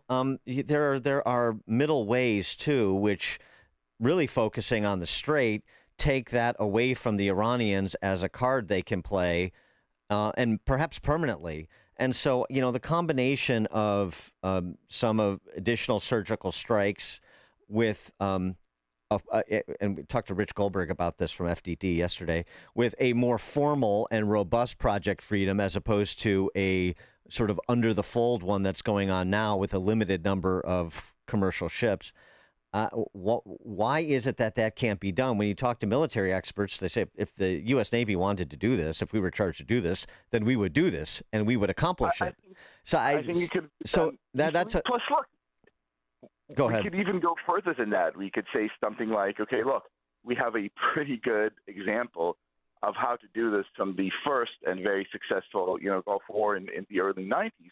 We could put together a coalition of international partners and say, guys, we are all protecting our interests here and making sure that one, evil regime doesn't hold on to so much of the world's energy. Let's get together and launch a limited operation to free the Strait. So that none of that is very difficult. Why didn't he do it? Look, in a weird way, I think the opening that you gave to this segment about the America 250 celebration is actually sort of telling, related, and indicative. Anyone could have seen from a mile away that this celebration is going to become a catastrophe. It would not have been too difficult for the Trump administration. And by the way, the same exact thing happened with the Kennedy Center, right? It would have been too difficult to prepare seriously, build allyships, have stated goals, etc. They did none of that. They just went with vibes, and then when everything fell apart, said, "Oh, we don't want this anyway." Sadly, it appears like they're doing the same thing here with this war. It does not appear like they have thought a lot of this through and are following seriously on aims and goals. Again, I would like nothing more than to come back on the show in a couple of weeks and say, "Wow, man, was I dumb?" They had a plan all along. They executed brilliantly. They met the goals. But right now, it just seems like another kind of Trump, gut instinct that is falling apart. Well, one of the old saws in politics, including geopolitics, is follow the money.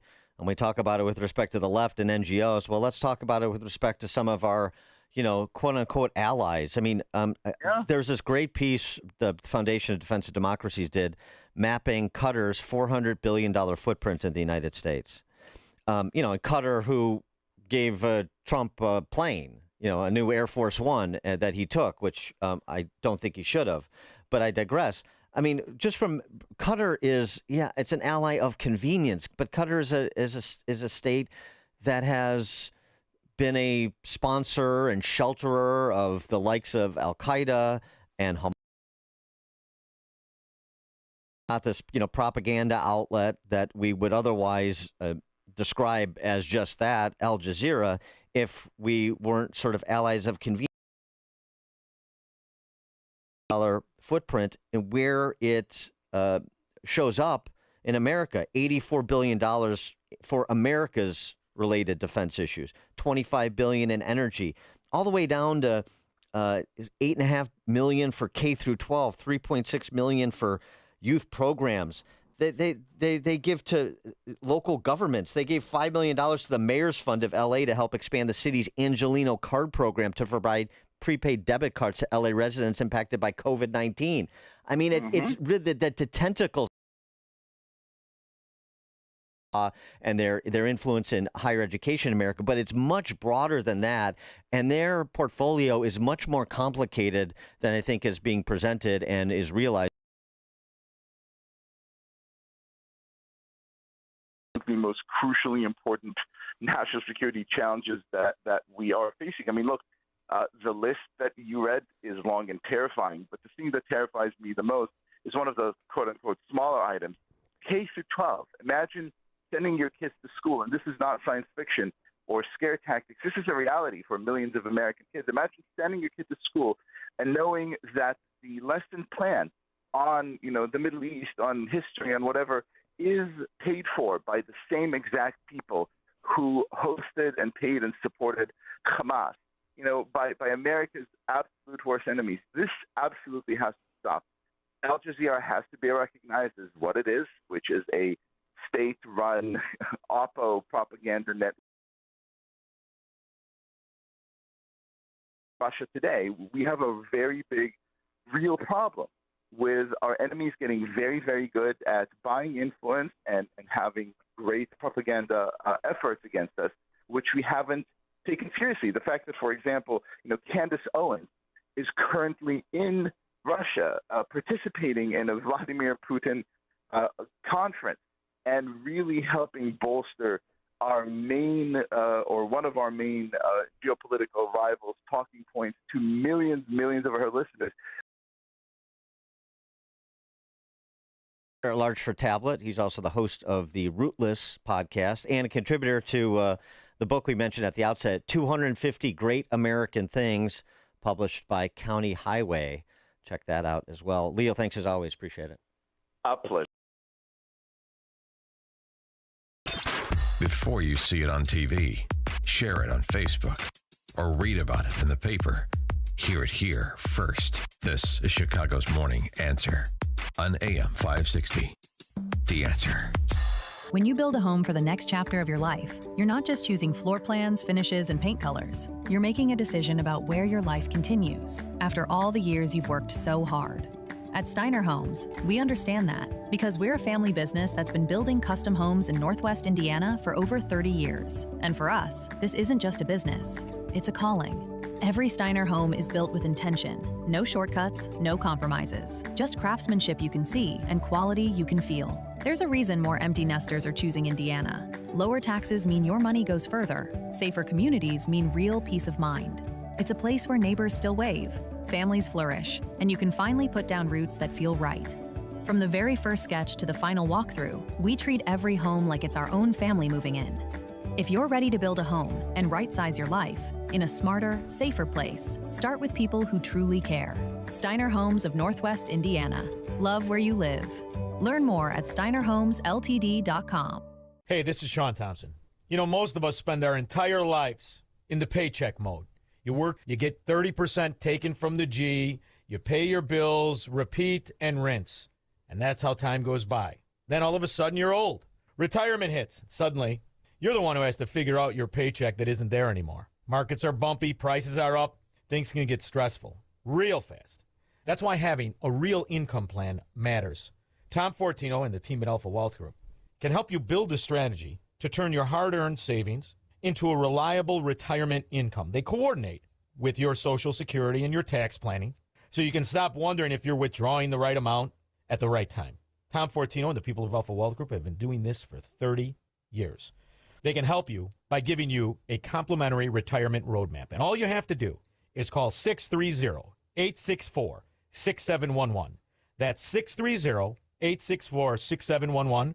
or online at alphawealthgroup.com. It's finally happening. The Fed is making a change in leadership, and that could have a profound impact on the value of your retirement. When interest rates go down, the value of precious metals like gold and silver can surge. Call Advantage Gold right now at 800-900-8000 and get your free gold and silver investor guide, a $49 value, plus a free copy of Ken Rogoff's insightful book, Our Dollar, Your Problem. Inside, you'll get honest information about gold, silver, and other precious metals, so you can explore your options with clarity and confidence. Our specialists can help you open a new account or transfer funds from an existing IRA, tax and penalty free. Markets can turn fast, but gold has maintained its value through every cycle, often holding strong when other assets falter and when the dollar weakens. Are you positioned? Don't miss this opportunity. Call Advantage Gold now at 800-900-8000. Results may vary. Consult your financial advisor before investing. Call 800-900-8000. That's 800-900-8000. AM 560, The Answer. To be fair, when it comes to the lineups being put together for the elections this year, there may be one or two curious candidates on the Republican side, too, like the leading candidate for the Republican nomination for governor in Colorado, Victor Marx, who is unwilling to say, he is a Marine Corps veteran, but unwilling to say how many people he has killed other than somebody he killed at the behest of his abusive stepdad when he was 7 years old. Your claim that your abusive stepfather forced you to kill a man when you were 7 years old, is that the only person you've ever killed?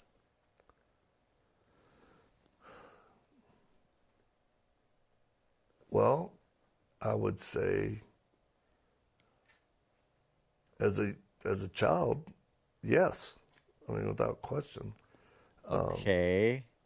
How about as an adult? I've been in other situations where, possibly people or persons died as a result of me defending myself in other countries. Do you think that you've killed people as an adult? Does it matter? Yeah, I'd say so. Why? Killing somebody's a pretty weighty thing. If someone's trying to kill you or you're in combat?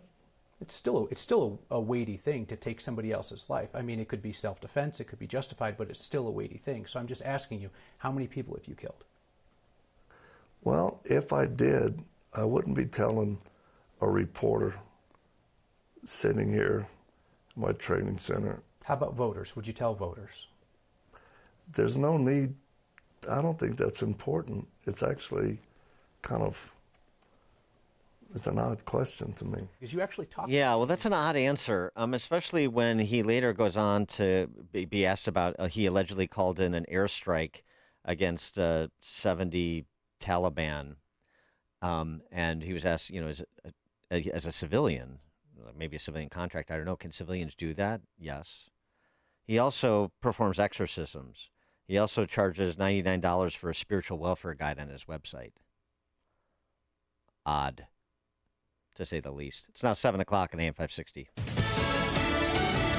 Republicans did it on their own. I'm Dave Anthony, Fox News, and it took them all night in the Senate. On this vote, the yeas are 52, the nays are 47. This bill, as amended, is passed. That was just before 5 a.m., approving nearly $70 billion to fund Border Patrol and Immigration and Customs Enforcement through 2029, which Democrats opposed, but the process used to pass it did not allow a filibuster to block the funding. It goes to the House next. There were bipartisan efforts to add amendments that would restrict what the president has called a $1.8 billion anti-weaponization fund for Trump's political allies who believe they've been politically persecuted. One such defeated amendment was proposed by Louisiana Senator Bill Cassidy, who was recently defeated by a Trump-backed primary challenger, which would have redirected the fund's payments to law enforcement officers hurt in the January 6th attack on the U.S. Capitol. Fox's Tanya J. Powers. The bill also does not include $1 billion in security for the controversial White House ballroom. A legal challenge to stop construction returns to court today. Late last night, President Trump posted on Truth Social the person suing has no standing, and the case is highly damaging to our country, calling the ballroom vital for national security. The president keeps trying to work out a deal to end the Iran conflict. The main parts of the deal is they can't have a nuclear weapon. The Strait will open immediately. Iran's been blocking most shipping in the Strait of Hormuz. It's also demanding Israel stop attacking Hezbollah in Lebanon, but those attacks continue today. There's a new attempt to try to stop the war in Ukraine. In an open letter to Russian President Vladimir Putin, Ukraine's President Volodymyr Zelensky proposes a meeting between the two, a step President Trump is encouraging. I think it would be great if they met. They should get it done. Zelensky's letter comes as Russia intensifies airstrikes against Kyiv, and Ukrainian drones have hit deeper into Russian territory. Fox's Jared Halpern. The president's threatening to veto a House-passed bill to provide new aid, weapons, and loans to Ukraine.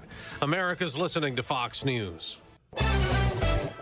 72 degrees. Variable clouds this morning, and we could have a thunderstorm later in the day, a high of 78.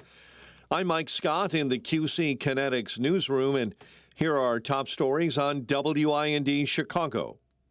2 are killed, multiple others badly hurt early this morning when men opened fire on a group near a park in Chicago's Back of the Yards neighborhood. Recent data provided by Chicago police showed while there were fewer homicides in Chicago in May, the number of shooting victims was up by almost 5%. The deadly shooting unfolded about 12:30 in the 5100 block of South Wood.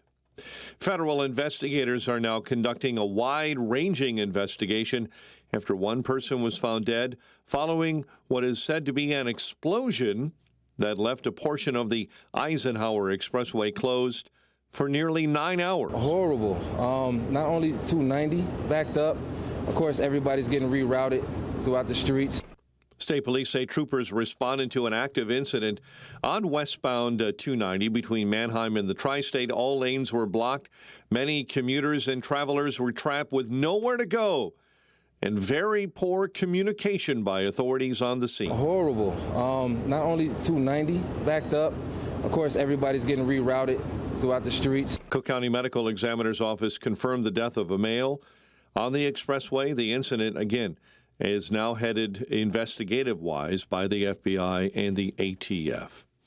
A man facing charges after a gun arrest at Topgolf in Naperville. Police say an officer located a firearm in a vehicle Wednesday night. 3 people were returning to that vehicle, including Jamon Roberts, a convicted felon out of Cook County, currently on probation for illegally possessing a firearm. The U.S. and Germany are both eagerly awaiting the start of the FIFA World Cup, and their final tune-up game will be played here in Chicago. The U.S. is coming off a win over Senegal in their last friendly. They take on the Germans Saturday afternoon at Soldier Field. Pete Crow Armstrong knocked in the game winner. Cubs plate 4 in the 9th inning and stunned the A's 7-6. While the White Sox begin a weekend set with the Phillies. A check of your roads coming up in 2 minutes on AM 560. It's almost time for AM 560's annual golf outing, presented by Signature Bank. AM 560 is proud to partner with the Tunnel to Towers Foundation as they support America's first responder and military heroes to help America never forget 9/11. It's all happening on Monday, June 15th at McRae Memorial Golf Club in Barrington. Enjoy a full day of golf, meals, an awards reception, and a silent auction. Reserve your foursome today at 560theanswer.com/golf. Sponsored in part by Edward Jones Financial Advisor Nolan Webster and by real estate broker Ed Dring at leavingil.com. For 250 years, Americans have believed in one powerful idea. We were meant to live free to pursue our future, work hard, free to move, free to enjoy life without being held back. But if everyday aches and pains are slowing you down, it might be time to declare your independence from pain. I tried everything and anything to help me get rid of my pain, and nothing freed me. It just masked the pain, and the side effects diminished my quality of life. I'm sure you have been there if you have real bad pain. Relief Factor is a 100% drug-free, research-based formula that is designed to help your body fight inflammation, one of the root causes of pain. And it is not a quick fix or a temporary mask. It works from the inside out, at the source. Relief Factor. It was created for people to get back to living their life on their terms. Is that you? Walking, working, exercising, enjoying the moments that matter? This year, as we celebrate 250 years of American independence, take your stand for your own freedom. Declare your independence from pain. Try Relief Factor today. $19.95, 3-week quick start. Ready for you right now. Visit relieffactor.com, 800-4-RELIEF. Picture warm Gulf breezes, turquoise waters, white sand beaches. Now, at Evenings of Conversation with Salem Media's Mike Gallagher, Scott Jennings, Larry O'Connor, and Jennifer Horn. This November, sail from Fort Lauderdale to the Bahamas, Jamaica, the Cayman Islands, and Mexico on a 7-day journey built for those who love this country. Book your cabin today when you text the word cruise to 94878. Celebrate America's 250th anniversary the right way on the Gulf of America Cruise. Book your cabin now. Text the word cruise to 94878. On Salem News Channel, principled voices are shaping today's conversation. Scott Jennings brings clarity to the toughest debates. Josh Hammer's blistering commentary puts politics and culture on trial. And Alex Marlowe's insight connects us to what matters most. Watch anytime on Samsung TV Plus, Pluto TV, or find us on your screen at snc.tv. 3 new shows, 1 powerful lineup. Salem News Channel, across America.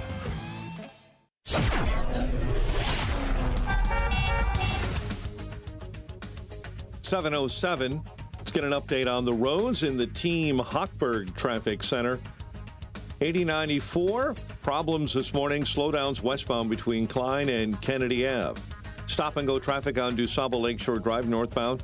You'll hit the brakes at Bryn Mawr. Stop and go on the Stevenson inbound between Harlem and Kedzie. Chicago's Morning Answer continues next. But first, a check of your forecast in our Air Right Heating and Cooling Weather Center.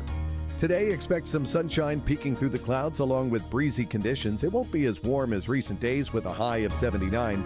There will be a couple of showers and a thunderstorm passing through. Tonight will bring cloudy skies, remaining warm and humid with a chance of more thunderstorms. Some of these storms could bring hail and damaging winds. The low will be around 67. I'm meteorologist Jason Caterina on AM 560, The Answer. Get the latest weather, traffic, and news updates online at 560theanswer.com. This hourly segment is brought to you by Goldilocks, offering 24/7 security solutions for homes and businesses. Call them today at 708-889-5600. Now, from the Signature Bank Studios, this is Chicago's Morning Answer with Dan Proft on AM 560. The Answer.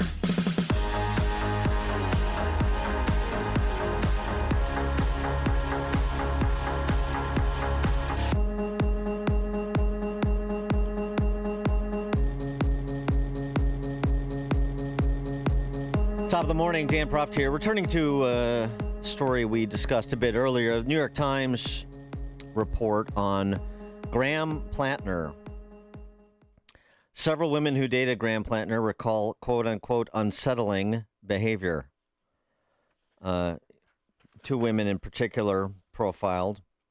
Lindsay Fifield, Virginia conservative. That's how she's characterized. Recalled him as cavalierly contemptuous of women's emotions and our quote-unquote weakness, his description. A 41-year-old Maine Democrat, Jenny Rassicott, said when she saw his posts that have been turned into commercials, when I saw the old comments that he made online, I recognized a version of him that I had experiences with.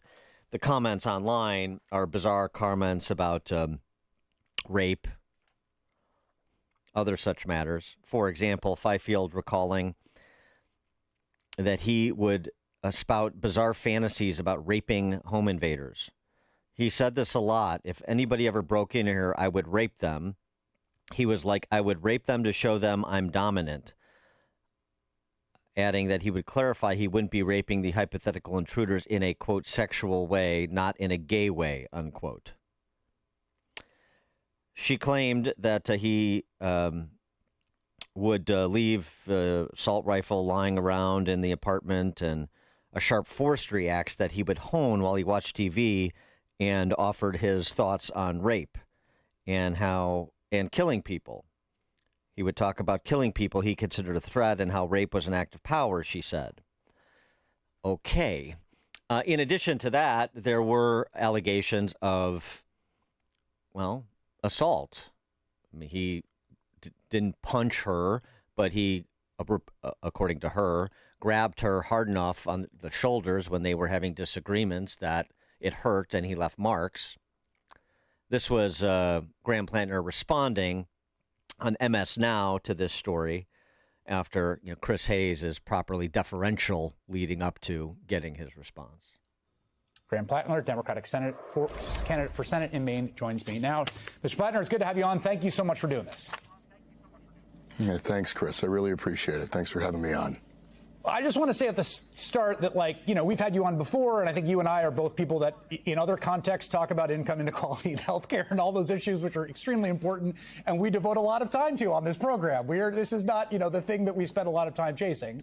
But there's some serious stuff there I want to go through with you, and I think voters have a right to know about it. And I want to start with what Ms. Fifield says about being rough is the term the Times. And I'm going to just read you the account so you have it. This is from the Times. Mr. Plantner could be rough with her, Ms. Fifield said, particularly when they were drinking, leaving her shaken and sometimes afraid. In the interviews, she grappled with how to process her experiences. She was quick to note, he never hit me, he never punched me. She said he regularly grabbed her by the shoulders, sometimes hard enough to leave marks. On one occasion, yanked her out of a cab by her wrist after an argument in which she wanted to stay in the car.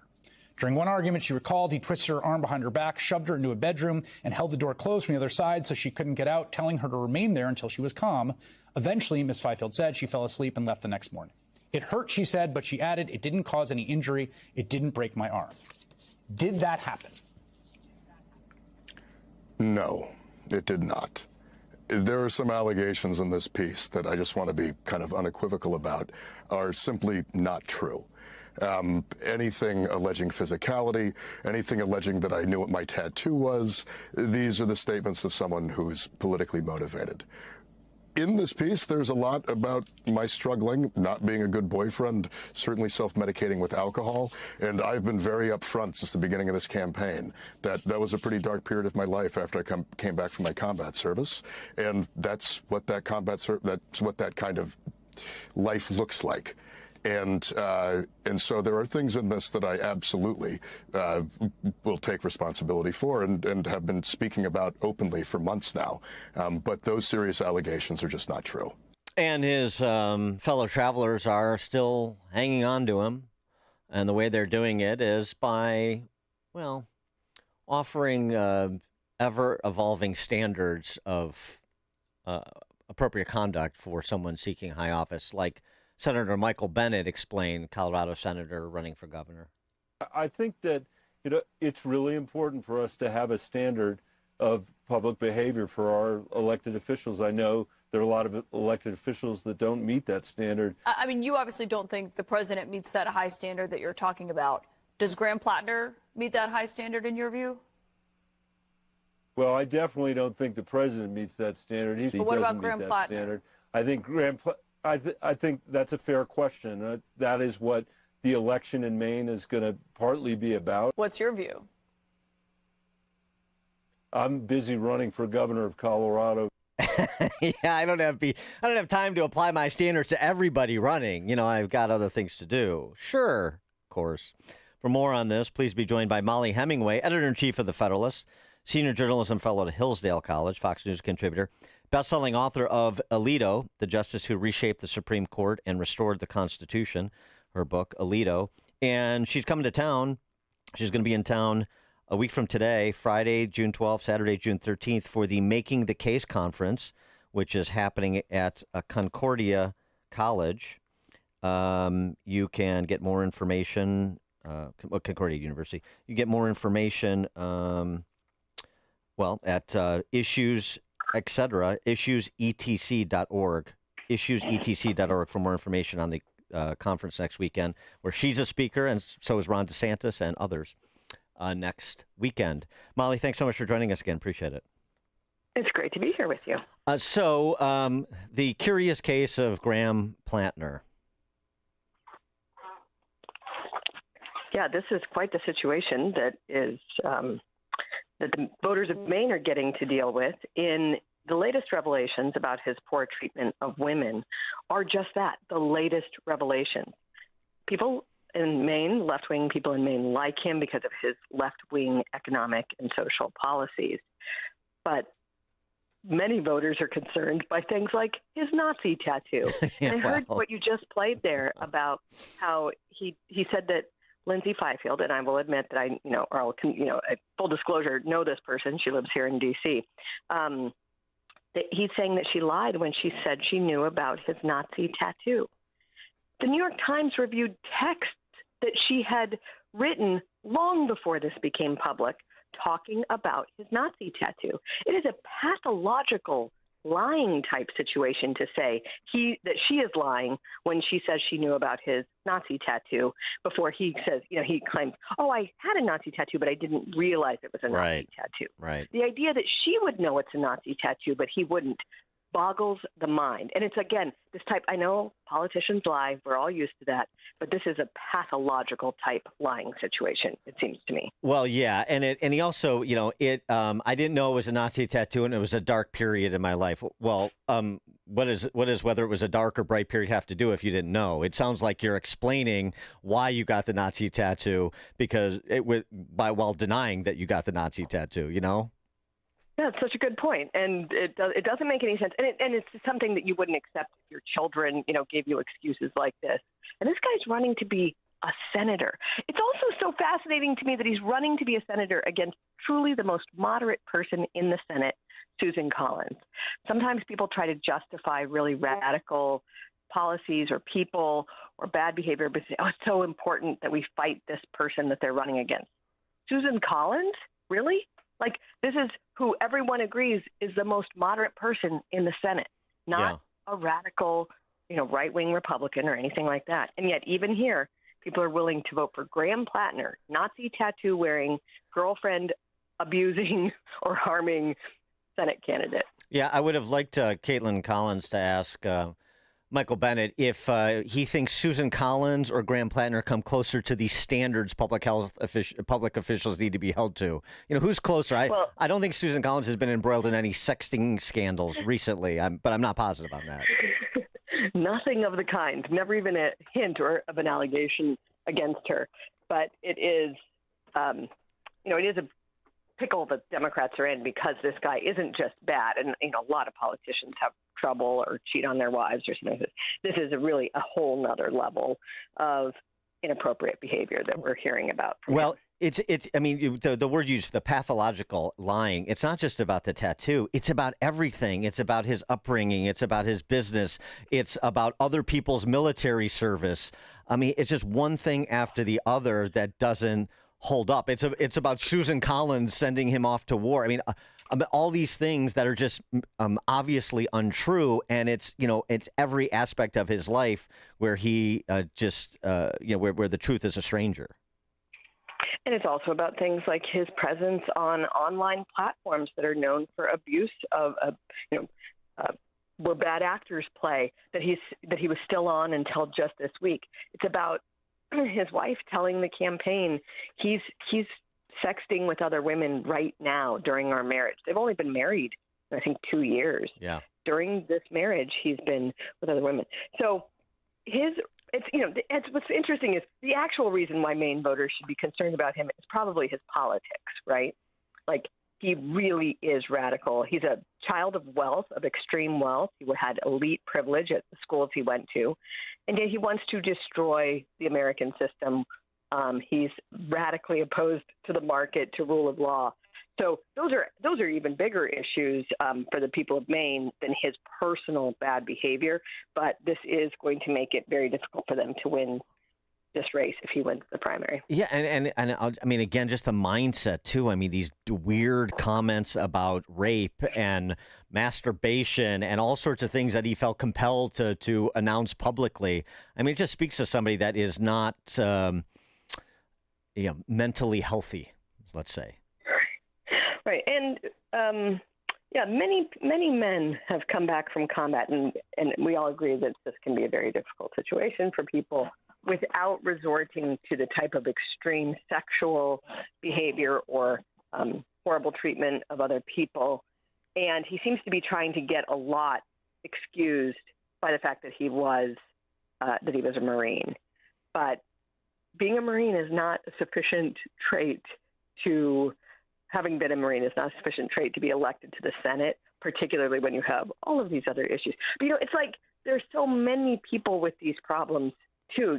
It's not just Graham Plattner. It's that guy who just won the primary in New Jersey, who's a literal supporter of al-Qaeda. I mean, the Democrat Party seems to be having trouble just nominating normal people. Yeah, who have normal mainline positions. Adam Hamaway, and I mean, talk about insults to injury. I think it was Guy Benson who pointed this out. The district that he is running to represent, and likely will because it's a majority Dem district, was the home of Todd Beamer, Flight 93 hero. It was his home district. I mean, it's like thinking about, 9/11, thinking about this 25 years later, and Mamdani is the mayor of New York City, and Hamaway is going to represent a district in New Jersey that was the home of Todd Beamer. I mean, what are we doing? And the thing about these races, too, and Plattner's included in the mix, Karen Bass and Becerra, ostensibly are in the mix. When they get this much attention, they become national branding exercises for both parties. So, you may not be voting in Maine, but you know about Graham Plattner because he's this ridiculous, grotesque candidate, and that redounds to the detriment of, those running under the same party banner. Well, and you think about it, it's the 250th anniversary of our founding. I don't know how you feel about this, but it seems like half the country's pretty patriotic. Half the country actually kind of hates America, has been taught to hate the ideals, the founding. And you see it in the candidates that are being put forth. You mentioned Karen Bass. I mean, this is someone with actual communist ties. She was just touting that she had the support of another person with communist ties, Jane Fonda, who's getting up there. But these are the people and the ideas for the 250th anniversary of our country. It's alarming, and it's also, I think, something that conservatives should be thinking much more about in terms of how seriously to take these threats. That someone who supported al-Qaeda could be elected just 25 years after 9/11, it's not a good sign for the country, and it's not a good sign about what we've done with, our immigration policy, our culture, are making sure that our culture enforces our values over time. These are pretty serious problems. Yeah. Speaking of California, there's growing concern that Spencer Pratt may indeed not make the runoff by the time they finish counting to get the result they want. I mean, this, of course, is all the suspicion that's afoot. But, I mean, what do you think would happen? What would the reaction be, outside of Spencer Pratt, do you think, if we go through this vote count for another couple of weeks and it turns out that it's going to be Bass and Rahman in the runoff, maybe even Becerra and Steyer in the runoff? Somehow, once all the votes are counted, the Republicans are, even though Pratt's running, nonpartisan, he leans right, clearly. The Republicans are out on the outside looking in. I mean, I would think that would be a huge election integrity issue that could be leveraged if that were to come to pass. Well, even if they survive this extensive weeks-long vote counting process, this is an abomination. This is an embarrassment for a first world country. In fact, I think it's really evidence that LA and California are adopting third world tendencies. This idea that it is in any way acceptable to spend weeks or even months to count votes. And by the way, it's not just that they're counting counting votes over weeks.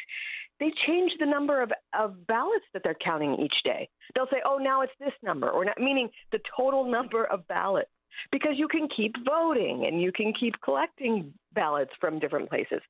This is not the way you want to run an election if you want anyone to have any trust whatsoever. And yet this is what California has done, and really has done for decades, but they have been taking seats away from Republicans or manipulating the system for years. And it's why so many California Republicans are demoralized, because it makes it very difficult to fix the problems in the state when the people who control the counting of the ballots are not handling things with integrity. I had to get your take before we let you go on the sacking of Scott Pelley, because it's a sign the apocalypse is near. It's the end, the veritable end of Western civilization if Scott Pelley leaves. 60 Minutes. Brandy Cruz, this is one of my favorite posts on the topic. Brandy Cruz posted, I was an intern at CBS when Pelley would fill in for Katie Couric on the evening news. I watched in the control room one day as he directed them to slowly push the shot in on him as he took his glasses off. It was so fake. I've remembered it for 15 years. I mean, this guy was the living embodiment of pomposity, to say the least. And I just love all of these leftist journalists that, that do reporting with a particular political goal in mind, now decrying CBS News and Barry Weiss and this new 60 Minutes producer they hired because, they got rid of Scott Pelley because he was being so obnoxious and unyielding. And, we're going to get somebody who's going to work with us. I'm the boss here. I don't know what you're doing. Everything about Scott Pelley reminds me of that movie Anchorman. The people who are really stupid, who are reading lines off of a teleprompter, thinking that they're important. And Scott Pelley is so arrogant without any intellectual weight behind him to be that way. And he was recently saying that he said, I can't believe I've been fired. I served in combat in Iraq and Afghanistan. No, you didn't. You read TV lines near people who were in combat. But this does show how much the left relies on corporate media.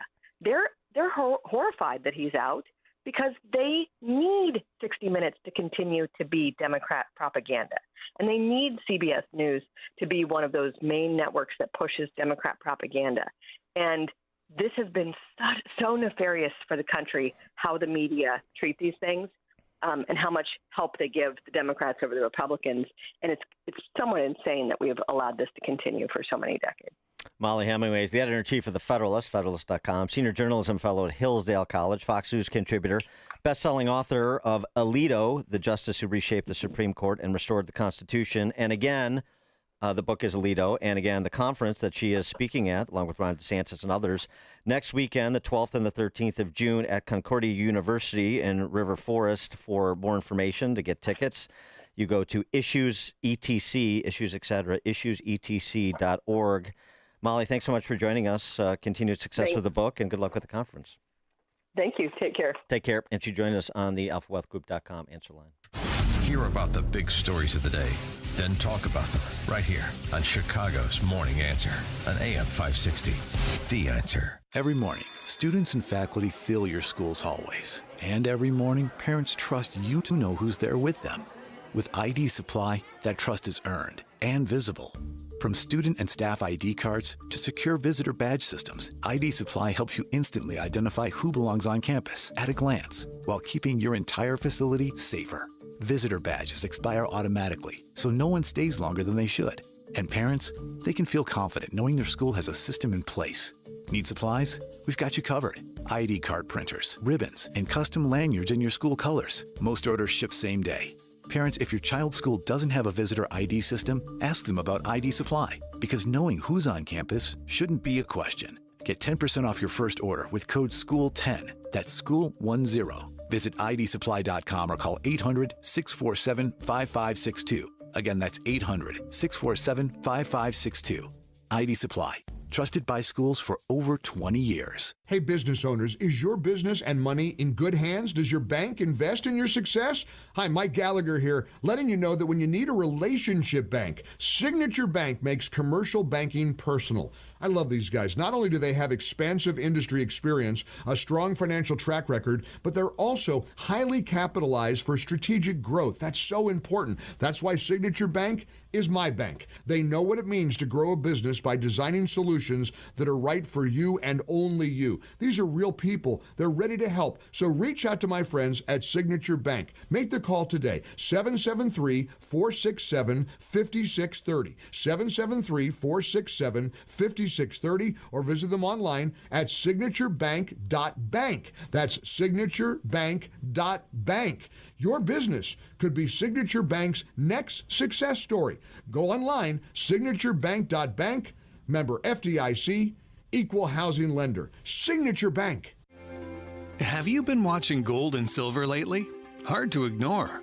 Back in January of 2025, silver was under $30 an ounce, and now it's more than doubled. Again, not bad, right? Some experts say this bull market is just getting started. Others say it's a good time to take some money off the table. Either way, whether you're buying or selling, Fox Valley Coins in Naperville is the place to go. They stock large quantities of all the major bullion coins and bars. And here's what sets them apart. Unlike places that only pay melt value, Fox Valley Coins pays more for high-grade coins and scarcer dates. That's real money left in your pocket. They also buy scrap sterling flatware, jewelry, silver-plated items, and old proof sets. And they specialize in U.S. and foreign collector and investment coins and currency, both buying and selling. Fox Valley Coins, one light north of I-88 on Route 59 at Ferry Road in Naperville. Family owned with integrity since 1981. AM 560, The Answer.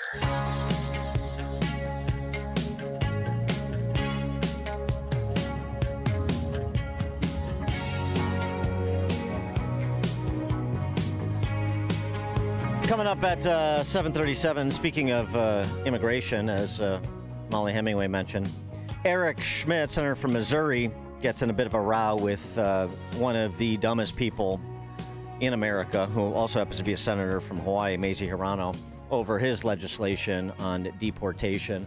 We'll discuss 7:37. Now we check the headlines with Mike Scott. 7:32. We've had some light rain showers crossing the area this morning. Could see 1 inch of rain by Monday over the weekend. That is much needed. In the QC Kinetics newsroom, 2 were killed, multiple others injured. Early this morning, when 2 men opened fire on a group standing near a park in Chicago's Back of the Yards neighborhood.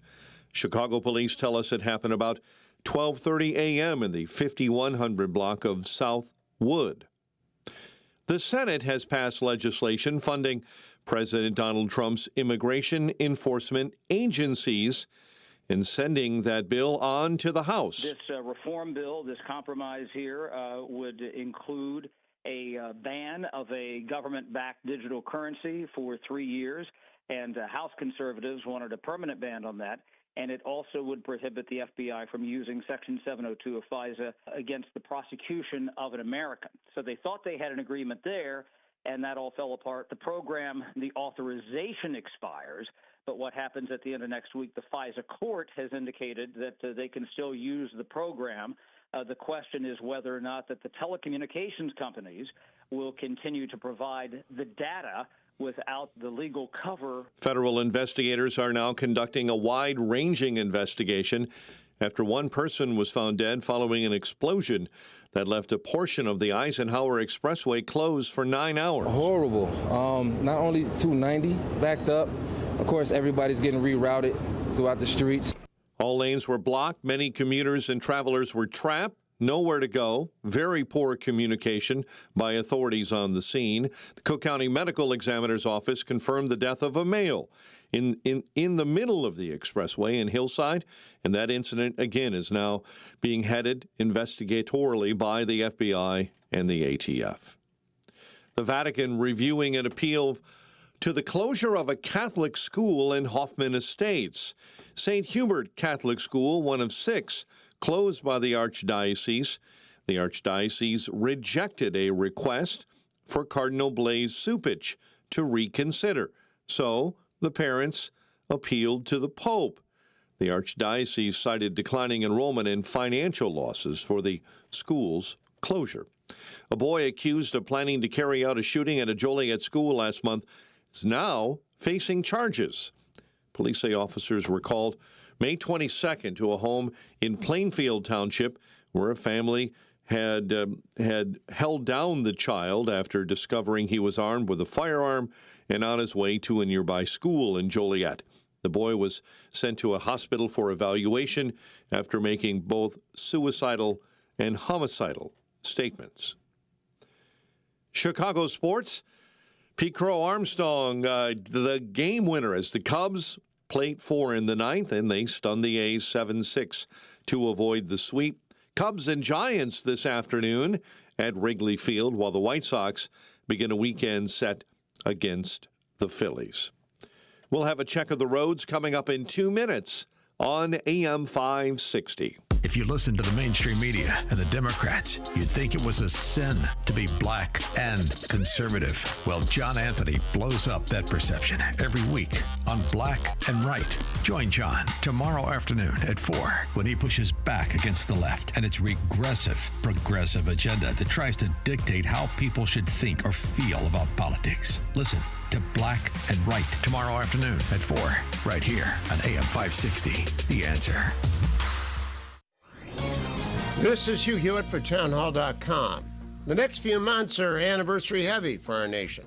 Before the fireworks of the 250th 4th of July begin, try with family and friends to agree on what we are celebrating.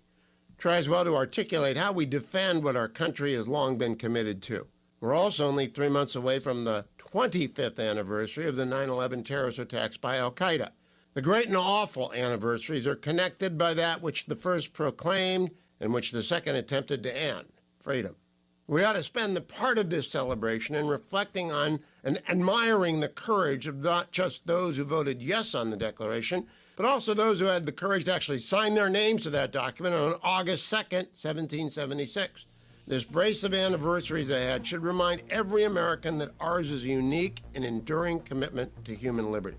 May we all renew our commitment to the country's first principles. I'm Hugh Hewitt.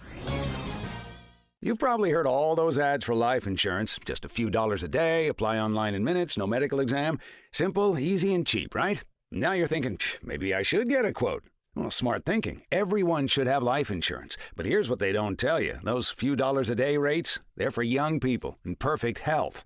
That's why everyone calls Big Lou the 50 to 60-year-old not-so-perfect candidate. Like you. You take prescription meds and you're overweight. Winner, winner, fried chicken dinner. Well, Big Lou works with life insurance companies that want people like you with no surprises after you apply. In fact, if you're a 50-year-old guy with a few health glitches, Lou could probably find you $1 million of term life coverage for about $200 a month. So, yeah, you need life insurance. But unless you're young and healthy, you gotta call Big Lou because he's like you, older, heavier, and on meds, too. Get a quote right now at 800-555-2085, 800-555-2085, or biglou.com. Amazon Business. With smart business buying, innovative delivery options built for business. Learn more at amazonbusiness.com.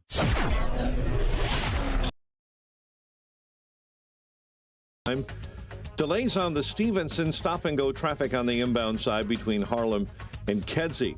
DuSable Lakeshore Drive. Accident on I-355, really gumming up the works northbound between 63rd. Morning Answer continues next. Now a check of your forecast in the Air Right Heating and Cooling Weather Center. Variable clouds, breezy, not as warm. Could see some showers and maybe a thunderstorm and a high. Get the latest weather, traffic, and news updates online at 560theanswer.com. Now, from the Signature Bank Studios. Only the biggest stories, only the biggest guests, and only the biggest opinions. This is AM 560, The Answer.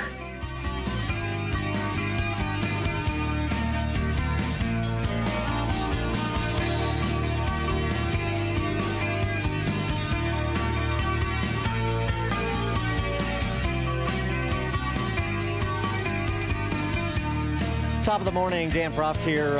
In committee yesterday, Wednesday, I should say, Senate Judiciary Subcommittee on the Constitution held a hearing on protecting American citizenship. Under discussion in part was Senator Eric Schmidt from Missouri's proposed expansion of the SCAM Act to include provisions that would revoke the citizenship of any naturalized citizen within the first 10 years of being granted citizenship if they are found to be complicit in activities that defraud the American people. See the Somali benefits fraud scams in Minnesota or Columbus, Ohio. And all of the fraud was unearthed in Minnesota to the tune of an estimated $9 billion. That's when Eric Schmidt, who was former Attorney General of Missouri, proposed this expansion. Well, Mazie Hirono doesn't understand it. And that's not surprising because Mazie Hirono, the senator from Hawaii, doesn't understand much. She called this step to wreak havoc around our already broken immigration system. She said trying to, telling 24 million naturalized Americans that their citizenship can be questioned is bizarre. To which Eric Schmidt responded this way. Of astounding, your comments are astounding, Senator. You mentioned a few words, horrific. I think to the American taxpayer that's been ripped off by people who came to this country, to rip them off, that's horrific. You talk about bizarre. No, it's my time now. It's my time. You went over time. It's my time. Committee defending violent murderers from being deported, that you would be defending violent rapists from being deported, that you would defend people who took advantage of the good people of this country of their taxpayer dollars. That is bizarre. A terrorist who kills American citizens, you know what's bizarre is your defense of that. So forgive me if your 24 million Americans should be, or naturalized citizens should be afraid. That's ridiculous. You have no. You have nothing but fear-mongering here. What I'm saying in this bill is, if you do those things to the American people, if you take advantage of taxpayers, you're not recognized. If you commit a terrorist act, if you commit wholesale welfare fraud, within 10 years, you're damn right we're deporting you. If you're convicted, it's not being accused of anything. If you are convicted in a court of law of these crimes, absolutely we should not only convict you, but we should deport you. Gone. And if you think that's some sort of like negative assertion towards me, I'll take it. I love it. That's what we should be doing more of in this country, because people are coming here and they're ripping off taxpayers. And I, for one, don't want to see it anymore. And if you want to have that debate in public, we can do it. But that's what this hearing is about, to examine the Scam Act. So I'd just like to expose a few of your lies in your most recent dissertation on the dais here. Yeah, and ironically, the Trump administration has just decertified Hawaii because of its lack of fraud controls on the state federal Medicaid program in Hawaii. From 21 to 24%, the Medicaid enrollment went up 40%, and they did not produce a single conviction or obtain a single indictment of a fraudster in those 4 years. Andrew Ferguson, part of the anti-fraud task force, saying, Hawaii, for more than a decade, they've got millions of dollars to fight fraud and consistently has been one of the lowest performing units in the country. Of course they have. I mean, you know, that's a population that sends Mazie Hirono to represent them in the Senate. What do you expect? And, of course, what we know more generally speaking is that the fraud Medicaid programs is not a bug, it's a feature. The in addition to that, you also had this announcement, Todd Blanche and company and the anti-fraud task force partners, including Oz was there, and Assistant Attorney General McDonald, who's sort of writing point at the Department of Justice on this, Kelly Loeffler at SBA. The SBA has referred 560,000, 500,000 borrowers to start collections and prosecutors for $22 billion in suspected PPP fraud. We're still, in addition to the long-running Medicaid fraud, we're still very much in the early stages of trying to unwind all the fraud that was committed to access the funny money during COVID, when that was being sloshed around. And of course, this comes as no surprise, the willy-nilly nature of COVID spending. Anybody who's ever seen this act before knew that this would be the outcome. But we had to, keep spending to prevent from going bankrupt, much in the Biden tradition. The suspensions of 140,000 borrowers across California, Minnesota, and Maine, totaling $9 billion. 27,000 borrowers tied to $1.1 billion in suspected PPP fraud in Ohio as well. It's astounding. And there's more to come. And there has to be more to come. There better be more to come, perhaps is a better way to put it. This is really interesting. North Carolina autism clinics. In 2009, there were about 150,000 people working in. 6 years later, 654,000. More than the number of people who work in mining and logging or telecom or at the Postal Service. At a fast-growing chain of autism clinics based in North Carolina, the policy is firm. Naps cannot be longer than 7 minutes before children are awakened to resume therapy. The company says this is necessary to prevent fraud since clinics can be paid only when children are awake and getting services.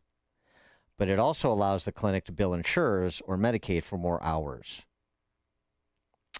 As Tyler Cohen wrote about this development, the 7-minute nap to game the Medicaid system. And we know about the autism fraud in Minnesota and elsewhere too. Tyler Cohen saying, I don't even need to say model this. To the point. 150,000 people 15 years ago, 654,000 now. And that's not just because the incidence of autism has increased, of course. Or to the extent that you want to make the case, fine. Well, then let's actually do a redetermination of the Medicaid rolls and really look at all these cases state by state. Who wants to do that? Not blue states, who are unwilling to comply with the anti-fraud task force or, frankly, with congressional oversight.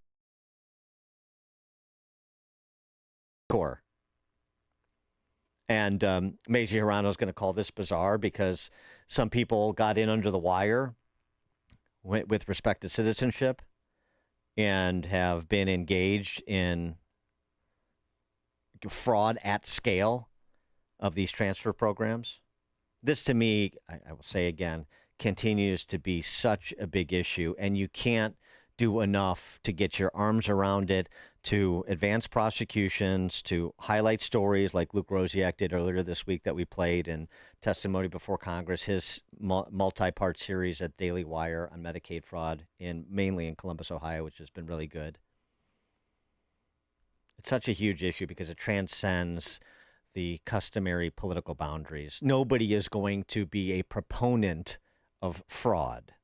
They're going to make excuses like Mazie Hirono did. They're going to try and misdirect you away from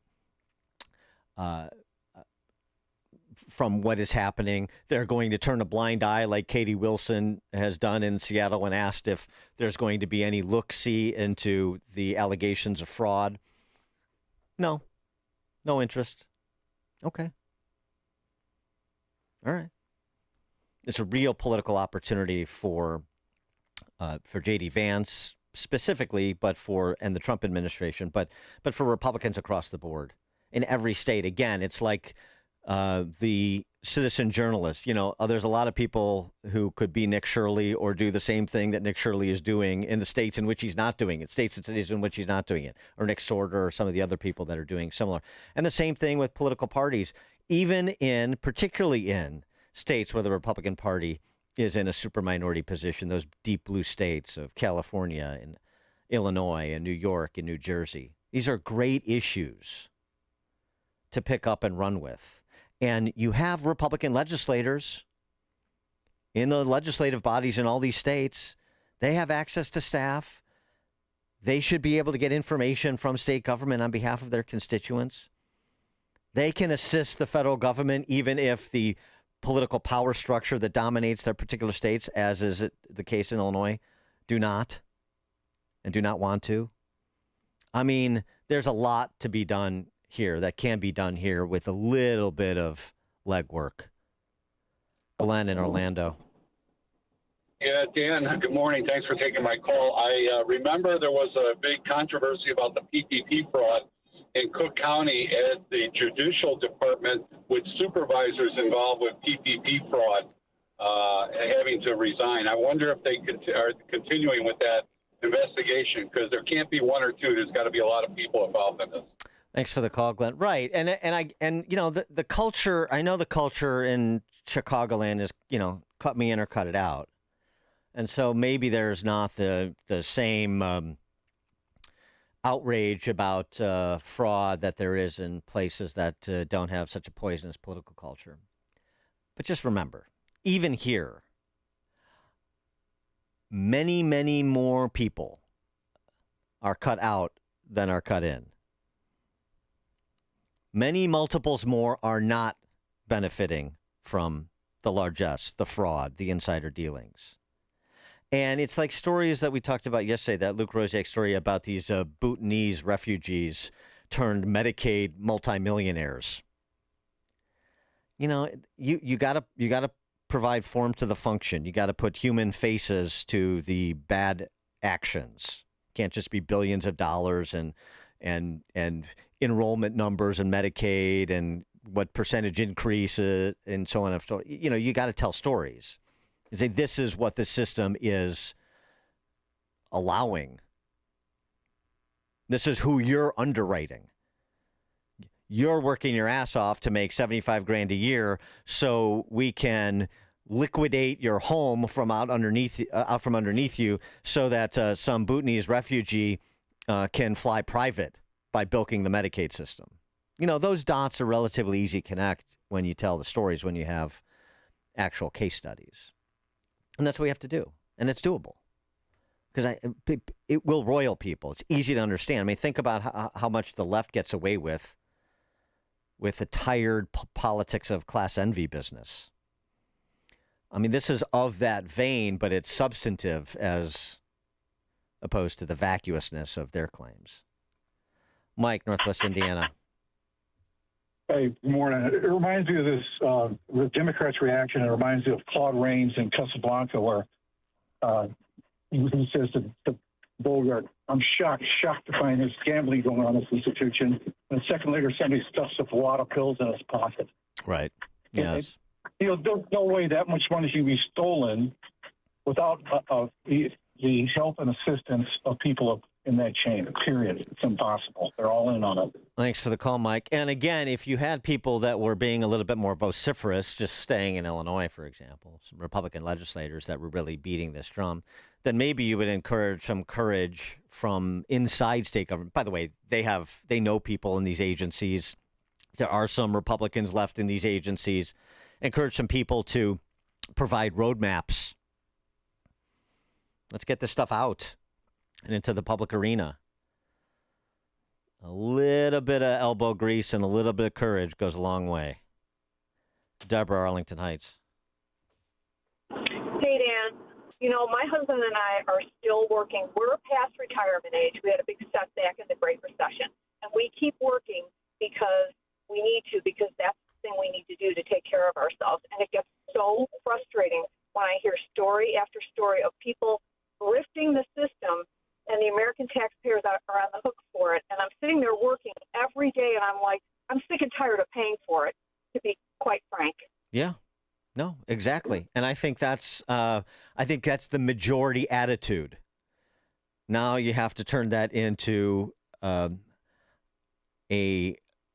cohort of elected officials that have that attitude and represent the majority. That's the trick. It's news, opinion, insight. This is Chicago's Morning Answer on AM 560. The Answer. Don't miss In Grace with Pastor Jim Scudder Jr. Now heard on Sunday mornings at 7:30. Tune in and find hope as Jim Scudder explores God's Word and His world each Sunday morning right here on AM 560. The Answer. Picture this, bottom of the ninth, bases loaded, 2 outs, and the IRS is on the hill throwing nothing but heat and chin music. Back taxes, bank levies, wage garnishments, tax liens. You're down in the count. Time to call in a pinch hitter. At PJN Tax Solutions Group, we are your pinch hitter. We deal with the revenue officers so you don't have to. PJN Tax Solutions Group is a local tax resolution firm located right here in St. Charles, Illinois. Don't call some 1-800-FIRM 10 states away. We're right here. When the IRS tries to steal home with your paycheck, we throw them out. When they load the bases with bank levies and wage garnishments, we strike them out. Strike three, you're out. It's a full count and the game is on the line. Are you stepping up alone or are you bringing in a professional? Call PJN Tax Solutions Group now. 630-415-5296. Again, 630-415-5296. Or just Google, I want the IRS off my ASS. It's almost time once again for the annual AM 560 Golf Outing, presented by Signature Bank. AM 560 is proud to partner with the Tunnel to Towers Foundation to help them support America's first responder and military heroes, to help America never forget 9/11. This year, our golf outing is happening on Monday, June 15th at McRae Memorial Golf Club in Barrington. When you purchase a foursome to join us, you'll enjoy a full day of golf, meals, an awards reception, and a silent auction. And if you're a business owner, when you purchase a foursome, you'll also receive an AM 560 marketing campaign, which includes 25 one-minute commercials to air on AM 560 Monday through Friday between 5 a.m. and 8 p.m. and a free digital marketing analysis. Reserve your foursome today at 560theanswer.com/golf. That's 560theanswer.com/golf. Sponsored in part by Edward Jones Financial Advisor Nolan Webster and by real estate broker Ed Dream at leavingil.com. Signature Bank is Chicago's fastest growing independently owned business bank, a bank where relationships still matter. Signature Bank knows your name and your story. I'm Dan Proft, and I know this because Signature Bank is my business bank. Hi, I'm Tony Patrick, CEO of Total Wall and a client of Signature Bank. We produce high-performance materials used in exterior insulating finish systems and other stucco applications. During a recent business transaction, I learned quickly that having the right banking partner matters. Signature Bank stepped in, took time to understand my business needs, and kept things moving. If you need a banking partner you can rely on, look for a team with real experience and a commitment to your success. For me, that's Signature Bank. Signature Bank helps local businesses succeed. Want to learn how Signature Bank can help turn your business vision into reality? Call Signature Bank at 773-467-5600 or visit signaturebank.bank. Member FDIC, Equal Housing Lender. The following contains a celebrity impersonation. Mr. President, we're seeing reporting that air conditioning systems are failing as temperatures rise. What is your response? I said, don't wait. People wait until the last second, then suddenly it's hot and nothing works. I understand this stuff probably better than anybody. Mr. President, why hasn't the White House issued any guidance? I gave perfect guidance. Call Air Right Heating and Cooling. That's the guidance. If people followed it, we wouldn't even be talking about this. Sir, but homeowners have so many HVAC options. They're not like Air Right. You got some bad installers out there, some real bad hombres. I wouldn't let them near the White House. It would be a complete disaster.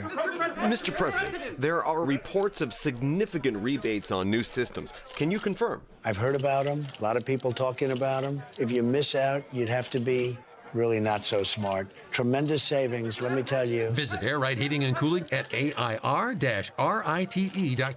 Air Right, doing it right since 1959. Take the journey of living a happy, successful, and meaningful life through God. Listen to It's Time with Dan Lights, Sunday mornings at 9 on our sister station, AM 1160. Hope for your life. AM 560, The Answer.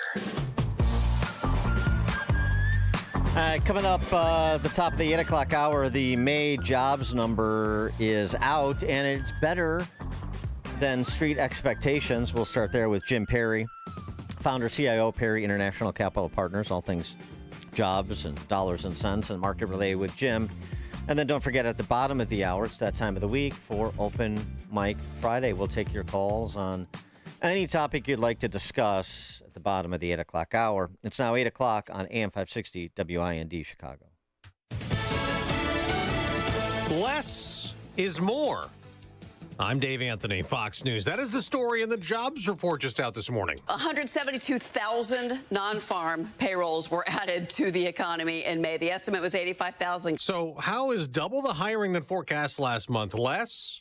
Fox Business Network Cheryl Casoni also reports. April has been revised to 100 479,000. The original April read was 115, and they're also revising March to 214,000 jobs. The unemployment rate for May did not change, still 4.3%. They stayed up all night in the Senate approving a controversial funding bill just before 5 o'clock this morning. The 52-47 vote followed a marathon series of motions and amendments to change it over the course of 18 hours.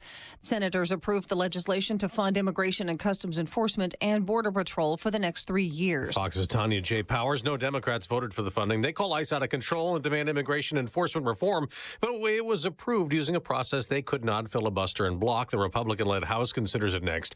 A bill Democrats pushed in the House passed when 18 Republicans joined them, approving new aid for Ukraine, but President Trump's threatened to veto. As Ukraine's President Volodymyr Zelensky writes a letter to Russian leader Vladimir Putin trying to end their war. Writing in part, I am proposing a meeting. If you do not personally come to the conclusion that it is time to end this war, Ukraine will continue fighting for its existence. We will have those who support us. The president, who hosted Putin in Alaska last year to talk about this war, is also now talking about this latest letter. I think it would be great if they met. They should get it done. And the Russians now say in some bulletins that are crossing that Putin has been briefed about the letter. We don't know if he wants to meet. That's Fox's Peter Doocy at the White House. America's listening to Fox News.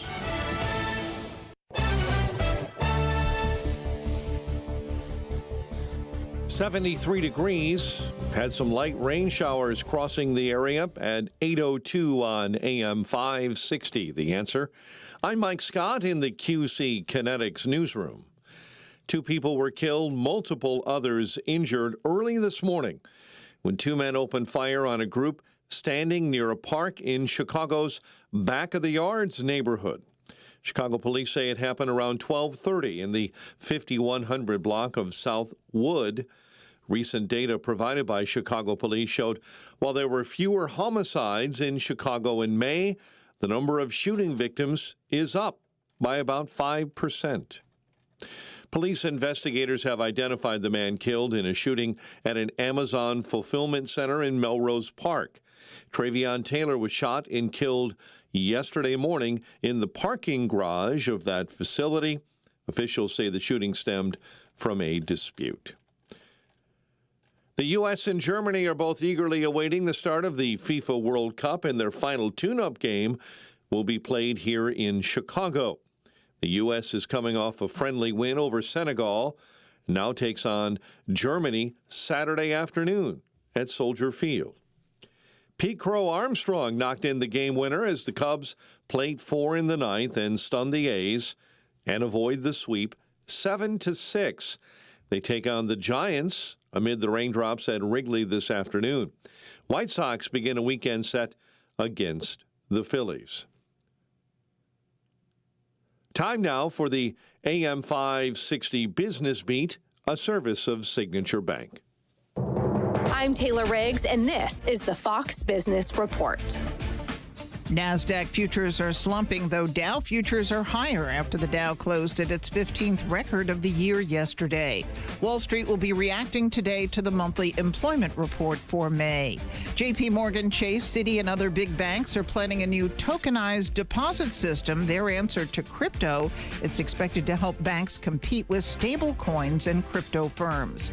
The Spirit Airlines shutdown has left thousands of employees scrambling for work in an industry where getting rehired can take months. Reuters says the layoffs came as airlines have reduced training and some have paused hiring. Many airlines have a set number of pilots and flight attendants they intend to hire and have already recruited for the peak summer season. That's your Fox Business Report. I'm Jenny Coselda. Invested in you.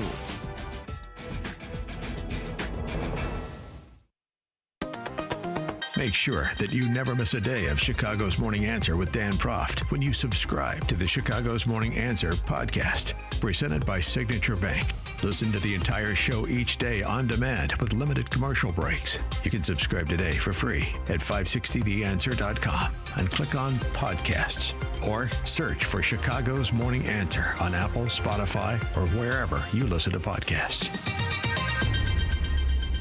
This is an important notice to all U.S. taxpayers. The IRS is giving away billions of dollars in tax savings through a federal program called the Fresh Start Initiative to aid delinquent taxpayers. This initiative was established for anyone facing financial hardship and unable to pay their back taxes. Qualifying and enrolling in this program will stop all collections, settle your delinquent tax problem, and even reduce what you owe by thousands of dollars. Call the hotline at People's Tax Relief to see if you qualify and get this free information by dialing 800-738-2856. If you have unfiled tax returns or cannot afford to pay your personal or business back taxes, you can now get the help you need. One simple phone call can resolve your tax problem and save you thousands of dollars. To see if you qualify and to get this important free information, call 800-738-2856. 800-738-2856. 800-738-2856. For 250 years, Americans have believed in one powerful idea. We were meant to live free to pursue our future, work hard, free to move, free to enjoy life without being held back. But if everyday aches and pains are slowing you down, it might be time to declare your independence from pain. I tried everything and anything to help me get rid of my pain, and nothing freed me. It just masked the pain, and the side effects diminished my quality of life. I'm sure you have been there if you have real bad pain. Relief Factor is a 100% drug-free, research-based formula that is designed to help your body fight inflammation, one of the root causes of pain. And it is not a quick fix or a temporary mask. It works from the inside out, at the source. Relief Factor. It was created for people to get back to living their life on their terms. Is that you? Walking, working, exercising, enjoying the moments that matter? This year, as we celebrate 250 years of American independence, take your stand for your own freedom. Declare your independence from pain. Try Relief Factor today. $19.95, 3-week quick start. Ready for you right now. Visit relieffactor.com, 800-4-RELIEF. 8:07. Team Hochberg Traffic Center time. Stop and go traffic on the inbound Stevenson. You'll hit the brakes at Central. Delays on DuSable Lakeshore Drive, northbound, right near Bryn Mawr. And things are slow as you travel this on the CTA train line. This morning's service is going to be rerouted to the elevated tracks tonight. Just be aware, Red Line trains will be the ones that are elevated between Fulton and Cermak until 4 a.m. on Mondays. Put that in your calendar. Chicago's Morning Answer continues next. Now a check of your forecast in the Air Right Heating and Cooling Weather Center. Today will bring some sunshine peeking through the clouds along with breezy conditions and slightly cooler temperatures compared to recent days. There will be a few showers and a chance of a thunderstorm. The high temperature will reach 79 degrees. I'm meteorologist Jason Caterina on AM 560, The Answer. Get the latest weather, traffic, and news updates online at 560theanswer.com. This hourly segment is brought to you by Goldilocks, offering 24/7 security solutions for homes and businesses. Call them today at 708-889-5600. Now, from the Signature Bank Studios, this is Chicago's Morning Answer with Dan Proft on AM 560. The Answer.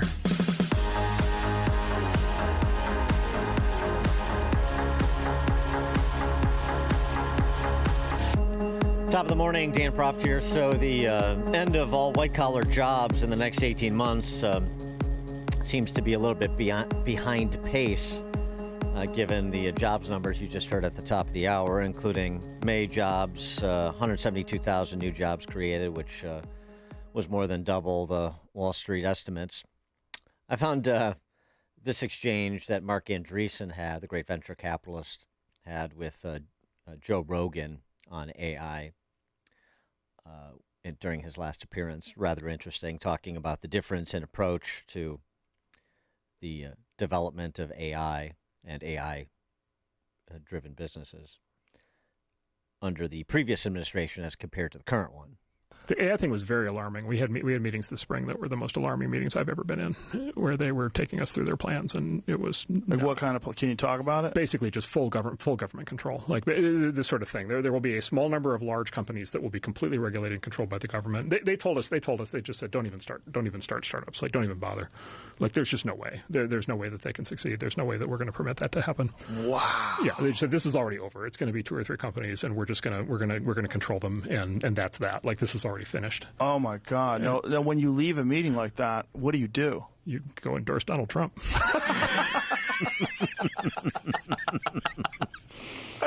Yeah, things could have been a lot different if the big guy's proxy Kamala had gotten elected, huh? We're just going to designate a couple, 3 big companies that control everything. You mean like health insurance? How's that going? For more on the jobs numbers and the economic outlook, pleased to be joined by James Perry, who's the founder and CIO of Perry International Capital Partners, of course. Jim, thanks for joining us, as always. Appreciate it. You're welcome, Dan. Thank you. Happy Friday. So the jobs number, what say you? Well, it's pretty good. I mean, as expected, we gained 172,000 jobs in the month, and last month was revised up to 179. The revisions for the last 2 months were up 93, so almost another 100. So no surprise to see the unemployment rate very steady and very low at 4.3%, which is just about as close to full employment as you can get. And so what does that say about the underlying strength of the economy? We've heard a lot about a lot of rosy scenarios in terms of GDP growth the next couple of quarters, profitability of corporate America. And yet we still have a lot of people that have economic anxiety. Well, more than that, really have a negative outlook on the American economy. So how do you explain those seeming contradictions? Well, they are contradictions, and it's an indictment on what's going on in personal wealth and those who own assets and those who don't. If you're working paycheck to paycheck, you're falling behind inflation because the average price of a gallon of gasoline today but not nationally, is $4.22. Last year it was $1 lower, and 10 years ago, or actually in 2010, it was under $3, and of course in 1970 it was $36 a gallon. So gasoline prices and healthcare prices and all the service prices that the average household has to pay, those prices are going up, and these people have a disposable income problem that is under pressure every single month. And the only people that are doing better, which is, the top sort of 25% of households, are those that own assets, their house, and they own stocks. And that's not going to change anytime soon. And the problem with the Gulf now and the oil flow is that oil is still $90 a barrel. The good thing is that the price of a gallon of gasoline is down 25% since March, so that's good. It's I think wholesale price is the best way to look at that, but they were at $3.90 on the wholesale level, and now they're at $3.05. So oil prices are going down, and I think the angst about Iran and free flow of oil through the strait is going away. Scott Bessent, Treasury Secretary, House Committee hearing. Had this exchange with California, of course she's from California Representative Judy Su about this very topic, that people are not optimistic, the majority of Americans not optimistic about the direction of the country, mainly because they're not optimistic about their financial future right now. And Judy Su, you'll take a judicial notice of, not exactly a student of American history. But the point that Bessent is trying to make here is the important one. Take a listen. Recently, President Trump proudly claimed that he doesn't think about Americans' financial situation when it comes to the war with Iran. So I want to ask you, Secretary Bessent, do you agree with President Trump that you also do not care about Americans' financial situations? Congresswoman, who was the president during World War I? Can you No, Are you refusing to answer my question? No, I'm asking, who was the president during World War I? I don't know, but clearly you So are you not don't know who the answering my president during question. World War I was. But let me tell So you. I'm clearly getting the idea that you do not want to answer whether you agree with President Trump that you do not care about Americans' financial situations. President Trump does care about Americans' financial situation. Well, he actually said that he doesn't. No, that is a truncated thing, like everything is, that he is future-proofing, because I can tell you Americans' financial situations would be devastated if Iran got a nuclear weapon and there was a permanent shutdown of the flow of energy out of the Middle East. Well, then let me ask you, was your prediction... I promise you that President I'm taking my time back. I will promise you that President Woodrow Wilson, who was president during World War I, the Germans did not attack us. That he got into that. It was you're not answering the question, so let me ask this. And I guarantee was your prediction that Americans Woodrow would face thought the same only thing, 50 days of temporary elevated prices wrong?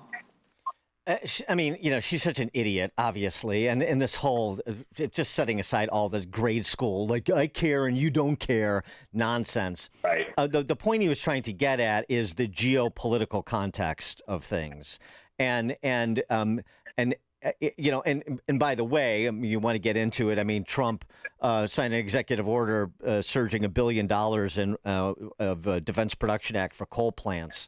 We're done with the silly Green New Deal, backdoor Green New Deal policies when it comes to energy. But that's you're looking at America's medium and long term energy security and the energy security of the Western nation, of the Western world, basically. And that context is what you have to bring to the table if you want to understand what's going on and think, beyond the end of your nose. Right. Yeah, but people like this, they're just stupid, and they get a pulpit, and they believe that they have the right to bark to the people that listen to them, and it really isn't based on any reality at all. So I think it's not even worth talking about people like that. But I think the broader picture really is, and to Scott Bessen's point, who I think is a terrific guy and a very, very smart guy, and he's handled his situation and position very well.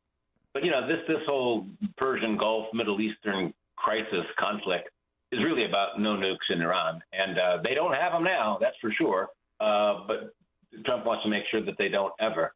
And what I think is interesting, and we talked about this a few weeks ago, Dan, I said, we're all oil traders now, right? The S&P was kind of correlated to oil, and the downtrade in March was severe because oil was going straight up. But since April 1st, which is the day the Artemis II rocket took off, the market took off, kind of nice little sort of correlation. But the optimism in this country is much higher than the rest of the world.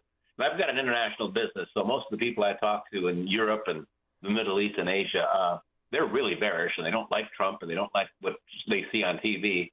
I just tell them, don't watch the news. Media is entertainment, and entertainment gets paid, and everybody's barking to their constituents. But the broad picture is that, the U.S. economy is doing very well. To your point about GDP growth the rest of the year, the Atlanta Fed is talking about a 3% growth rate in Q2, 4% in Q3, and 5% in Q4, right? And first quarter was about 1.7% or something, and the government was closed for, 2 months, something like that. So I think people have to really look, and I talk to investors, right? Your show is a broader story, but investors believe oil prices will be down by the end of the summer. Back month oil contracts are trading even next summer at below $7 a barrel, right? And oil traders, they're in the Middle East. They know what the floating supply is. The price of oil is determined by the amount of oil that is on the surface of the earth. And a lot of it's stuck in the Gulf, a lot of it's Iranian, but the fact is that oil is flowing, and I think that the U.S.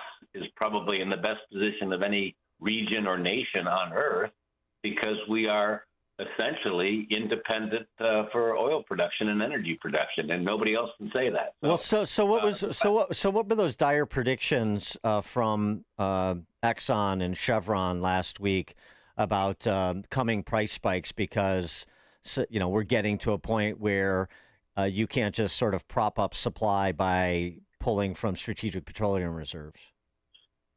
Well, yeah, I think that's right. And these oil guys, they talk their book. And remember, Exxon's a global company, so they're drilling oil in just about every region on the earth. And there are bottlenecks and there are problems about getting oil around in Asia and the Middle East and in Europe. But and I think that Europe is in trouble. I think that Asia is in trouble. India has been importing oil from Venezuela, and there's been a parade of super tankers going from China and Japan to the Gulf region, the Gulf of America, to get oil. So I think there are dislocations now. I don't think that they're going to be solved anytime in the very short future. This strait would be useful to have it open, but it hurts other people more than us. And I really do think that the U.S. economy is much better positioned than any region on earth for economic growth going forward. This story from the Journal: private credit firms tightening their lending standards, increasing interest rates and other fees they charge on new loans, and restraining how much debt they give borrowers, and that, as well as closing loopholes that allow financing to be taken out against borrowers' assets. So what does that tightening up of private credit mean? Good question. I kind of had a feeling you were going to ask me that today because I get it every day, right? The private credit issue. And I will tell you that it makes a lot of headlines, right? Again, headlines fell. But the bottom line is private credit, I think, is largely misunderstood by the media and the financial press. Private credit is really just a loan that is made outside of the banking system, right? These are the shadow banking system, the shadow financial system in this country is bigger than the banking system. And the fact that Blackstone, for example, Blackstone is one of the larger private credit stories. There was a story yesterday about Blackstone that said, oh gosh, they have a $87 billion private credit fund and investors want their money back and they are going to redeem 2.5% of a $87 billion fund, and it made all the headlines. And then you kind of look at it and go, well, number one, Blackstone was the best performing stock in the market yesterday. It's selling at a price earnings multiple of 30, which is 25% or 30% higher than the average market. And the bottom line is this company's got $1.3 trillion under management, right? And they're talking about $1.9 billion of redemptions out of an $87 million fund. That $87 billion fund is 6% of their total, and the redemption is 2.4% of that. So you're talking about peanuts here, really. I mean, these guys could pay that redemption fee out of their pocket. The private credit situation in this country is not going to be anything that changes the liquidity in the financial system and is not a threat to the U.S. economy or the U.S. stock market. It's that simple. Well, going back to the investors you talk to around the globe and how cynical they are about their economic fortunes right now in Asia and Europe, and could combine that with, and because I think this is probably part of it, right, is they've got an energy supply issue in a way that America doesn't, in part because of the strait being offline. Right. So what happens if that persists through the end of the summer and China's economy and the European economy start to really falter? I mean, can America be looking forward to 3% and 4% and 5% GDP growth if you've got Western Europe and Asia, including the Chinese communists, flailing? Right. Well, there's a lot to unpack on that whole story because it's a big one. But the short answer is I think that China and Europe have been floundering for a decade. I think they will be floundering for a decade more. Part of that story is energy, but the other part of it is that the governments there are just spending so much money to try to keep GDP positive rather than negative because they've got so many claims on the assets and the growth that they have. What I will say is about the opinions and all the sort of chirping that you hear from investors and the media.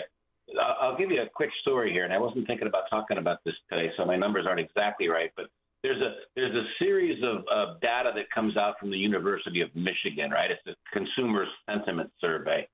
And Bloomberg reports it, and it came out, 10 days ago. And they said that the University of Michigan confidence number at 35% is the lowest in a generation, and it speaks volumes about the administration and the way the economy and the government is moving forward. So that's the number they print, 35%. But if you look at it, it's really bifurcated. The number that's 35% is Democratic voters. And the Republican voters in the same survey, on the same report, optimism is at 87%, right? Yeah, so right. Don't let Just another referendum on Trump, basically. It's a referendum on Trump and whether you watch CNN or Fox News, which is why I watch them both. You got to find the truth somewhere. But the point is that people's political opinions tend to shadow or tend to cover their investment decisions. And all of the people that are negative, including many of my institutional investors in Europe, have missed this entire rally. I had a guy, pension fund manager in Stockholm in April of last year during the tariff tantrum said, I'm never going to buy another U.S. asset again. I'm not going to buy the dollar. The U.S. economy is ruined. And you will never see a dollar flowing from Europe to U.S. ever again. Well, meanwhile, the S&P is up 100% since then, right? The NASDAQ's up more than that. And so there's a lot of people over there that are completely missing the real story here, and that is that earnings growth drives equity prices. And just to kind of finish that little comment, earnings growth, Dan, at the S&P 500 level in Q1 was up 27.7%, right? That's twice as much as last quarter, which was up sort of 15.5%. This is an enormous number. And if you look at the technology sector that's really driving this thing, I mean, let's face it, we're in an AI CapEx super cycle, the likes of which we really haven't seen since the spending in World War II and the Industrial Revolution and railroads and all that sort of stuff. So the AI CapEx super cycle of spending is driving the U.S. economy. Make no bones about it. And the fact is that go ahead. Sorry. No, and with these high-profile IPOs coming out, it's only going to continue. Is that your view? I really do think that's right. I mean, SpaceX is always on paper, every day, and the IPO is coming next week. It's going to be a $75 billion IPO, which is great. The market sets a percentage of the total value of the company, which is about a little bit less than $2 trillion, and maybe it's $3 trillion, who knows? But the funny thing that people kind of forget is, last week, Google announced that they are going to issue $85 billion worth of new stock, right? So these companies are raising money because they're spending money because their revenues are coming, right? NVIDIA's earnings in Q1 were up 300% from Q1 25. 300%. Wow. The Mag 7 earnings in Q1 from 26 to Q1 from Q1 2025 were up 63%, right? And what's interesting, and the S&P, as I said, was up 27.7, but the other 493 S&P companies that are not in the Mag 7, their aggregate earnings number were up 17.4%. So the point is that the earnings growth and the broadness of the economic expansion is actually increasing. So this is really bullish, right? Yeah. If those numbers aren't bullish, I don't know what bullish is, right? I know. I mean, but the numbers are in front of everybody's noses every day, yet you don't hear anything about it from any news network or even the Wall Street Journal, for heaven's sakes, which I can hardly read anymore. But the economy is doing really well, and corporate America has pricing power, right? They really do. Profit margins at the S&P 500 are about 16 or 17% in the quarter. That's phenomenal. I don't think that's ever happened before, right? So if you own stocks, you're happy, and you're if you own real estate, you're happy. There's another piece, and I don't mean to keep going here, but it bears noting. We've talked about this before. So, the U.S. economy is sort of a $33 trillion. Value of the stock market's kind of $65 trillion. National debt, as we know, is $39. But private wealth in this country, Dan, was $170 trillion a year ago, right? 18 months ago. I looked at this number last night because I was thinking about talking with you about this. Private wealth in this country is $200 trillion, right? 200 trillion. It's up about 30 trillion in the last 6 months, right? Yeah. This is wealth. This is private wealth. And that's why consumer spending continues to drive GDP and why there's so much money available from the private credit place. Any company that's an insurance company or a pension, they're tripping over each other to buy these deals to fund these data centers because the earnings are so good, right? And the revenues on these structures are so good, and Wall Street's really happy to facilitate it. So until Mamdani seizes their property and Bernie seizes their businesses, at least. Yeah. Well, again, these guys are knuckleheads, and they aren't representative of what's really going on out there in the real economy, and they have no idea what economics even are, let alone earnings rate. So, you never hear them talk about an AI, CapEx, industrial revolution, or what's going good in this economy. The industrial, technological expertise and the entrepreneurial focus of businesses for profit in this country are lapping the rest of the world. So if you're an investor, the best thing you can do is have a portion of your money in the S&P 500. And the SpaceX deal, by the way, which is coming next week, what's interesting about that, I've had a bunch of calls. Oh, my gosh, the stock market's going to go down 20% because, there's so much money going to come out of the rest of the stock market to buy SpaceX, and it's going to be a disaster. And I said, what are you talking about?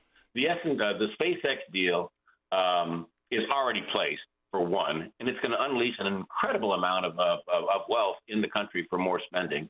And the fact is, it's not going to even enter the S&P for another year, right? So the idea that somehow you're going to look at this SpaceX deal as a negative thing for the U.S. economy or the stock market, again, it's sort of like that's why 35% of Democrats are bullish on the world, and 85% of Republicans are, because these guys they don't like Elon Musk. They don't like technology. They're afraid of AI.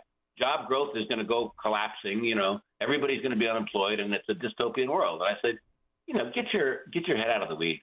You're missing the idea that we've never spent more money, and the industrial revolution that is taking place here is being funded in part by the U.S. government that believes this is a matter of national security, and it is. So I think the U.S. economy is going to do well, and the stock market's going to do well also. All right. Happy days are here again, at least if you're a Republican. Jim Perry, founder, CIO, Perry International Capital Partners. Jim, thanks as always. Appreciate it. Thanks, Dan. Have a good weekend. You too. And he joined us on the AlphaWealthGroup.com answer line. The stories you need to know to start your day. This is Chicago's Morning Answer on AM 560. The Answer. Each morning, the newsmakers and the newsbreakers shaping today's conversation are heard on the AlphaWealthGroup.com answer line on Chicago's Morning Answer. When you need answers about what's happening in your world, you turn to AM 560 The Answer. And when you need answers about how to prepare for and protect your retirement, you turn to the Alpha Wealth Group, now the proud sponsor of the AM 560 Answer line. Right here on Chicago's source for news, opinion, and insight. AM 560 The Answer. Sign up for the AM 560 Answer Advantage to get early alerts on event ticket sales, special discounts, and contest opportunities. Sign up today at 560theanswer.com/advantage. AM 560, The Answer. Open mic! Open mic Friday! Call it now! Open mic Friday! Top of the morning. Yes, that time of the week, Open Mic Friday, where we take your calls. 312-642-5600. AlphaWealthGroup.com. Call and text line. 312-642-5600. And you can provide your comments, your concerns, your compliments, your criticisms, your general crack pottery, any and all of the above. And before we get to the phone lines, I mean, interesting. Apparently, Mayor Johnson, BLM Brandon, you know him as, thinks he had quite the good week. It's been quite the good week for the neo-Marxists across the country. He's very excited about Karen Bass making the runoff. And He thinks that he had a very successful legislative session, stopping any legislation that would tempt the Bears to stay in Illinois, I guess. But no, he thinks the conversation has been restarted, that Chicago is now back in the game to retain the Bears. In fact, he went on the Score to talk about it. And other than really enjoying the phrase ingress and egress, I'll let you make of it what you will. Getting in and out of Soldier Field is an absolute nightmare. Let me tell you how bad it is. Bears versus Packers. I'm at the game. We're losing. I decide to leave to beat the traffic. Before I get out of the footprint, the Bears had come back to win. The ingress egress part, that's what we have to fix. In the other locations, they don't even have the basic fundamentals to do things like the sewage, the weight of that many people coming through there, not to mention ingress, egress. They have not even solved what we have already had as established, the ability to actually host large-scale events. The only thing that we need for our infrastructure is ingress, egress. We need that regardless, right? The museum campus as a whole benefits from it. Look, Chicagoans want to watch the Bears in Chicago. Everybody knows that. There's frustration because we did not get complete cooperation when we came out 2 years ago. So here's what I'm committed to doing. Working with Bears fans, working with the governor, working with the state General Assembly, working with all of our partners, as I've said before, to come up with a viable pathway to ensure that a publicly owned stadium in which our inevitable Super Bowl champions can actually play in. And that's on the lakefront. Go Bears. Bear down. Did I get that right? Bear down. I'm not going to sing, though, I promise you. He's fun. All right, so he's just got to work on he's going to work with Bears fans and the team and everybody else on the ingress-egress issue. Did he say he left the Packers game before the comeback? 312-642-5600 to give us a call or text on this Open Mic Friday. Bob in Buffalo Grove. Good morning, Dan. Always good talking to you. Thanks for taking my call. Regarding your earlier discussion on Down syndrome, I still recall the big news way back in 2008 when the VP candidate Sarah Palin gave birth to Trig, and he had, unfortunately, Down syndrome. She elected not, I guess, to do an abortion. He's now 18 years old, believe it or not. I can't believe it. But I haven't heard anything how he's doing and his development. I don't know what you've heard or what's going on, but that was a big story back in 2008 with regard to the discussion on Down syndrome. Have a good weekend. Thanks for the call, Bob. Sticking on that topic, Kevin in Austin, Texas. I figured you might want to weigh in on this, Kevin. Oh, thanks, Dan. I appreciate it. I caught the tail end of your thing this morning because I got up late, and I went back and listened to it. I'm glad I didn't call right away because it's pretty powerful. I've got a daughter, as you know. She has Down syndrome. She's just around Trig's age. And it is a difficult decision for some. It wasn't for us. In fact, we were first told that by the doctor, we can take care of this, but we can't take care of this here because this is a Catholic hospital. And I looked at him like, take care of what? Anyhow, very personal, very difficult. The pregnancy was difficult for my wife, because of all those odds. She's been the hardest work, but the best reward of my life. And I feel sad for this guy, Jesse. He's now trying to turn it around that he's a victim because he's getting a lot of grief. Yeah, right. And I will sincerely pray for him. I hope he has a conversion of heart. And I really feel bad for his wife to be what I believe exploited to getting clicks. And, this guy's soul's in jeopardy. Go ahead. Yeah, no, I mean, the decision to commercialize that moment is so unseemly. I agree. This is why we have laws against murder, because I would love to beat the shit out of that guy. Okay. I'm sorry. I hope you're able to delete that. Yeah, that's all right. But you know what I mean? It's like, that's why we have laws, to protect guys like them for people like me, because it would be a crime of passion for sure. But I do hope this guy gets a conversion because he could be one of the greatest advocates because he's not only was it difficult, but he compounded it by taking the life of his own child, and then it's very sad. So, well, thanks, thank you as always, Kevin. I appreciate that. And it is sad. It's tragic. It's tragic that that they aborted their child. And by the way, second trimester. I mean, it's 5 months in. In addition to that, as I said in the segment, I just want him to be confronted by, like, Frank Stevens and his testimony before Congress that I played again earlier in the show, or to meet Gigi Gianni and say that to her. Say what he said in his subsequent post where he described the decision they made and the basis for it, and then he ends with, "We're hoping to try again soon and have a better outcome." Why don't you go say to Gigi Gianni or Frank Stevens, we were trying to have a child, but we want a better outcome than someone like you. Say that, because that's what you're saying. I think he's so ignorant he doesn't even realize it. But that's why I say that the way we think about people with disabilities is a reflection of our humanity or the lack thereof. Dawn in Naperville. Hi. What I would say is what our world stereotypes is worthless is really foolish thinking, and it's really deception because you think you can control and manipulate God's plan. So I do actually want to encourage this family because here's the reality. No child comes with expectation.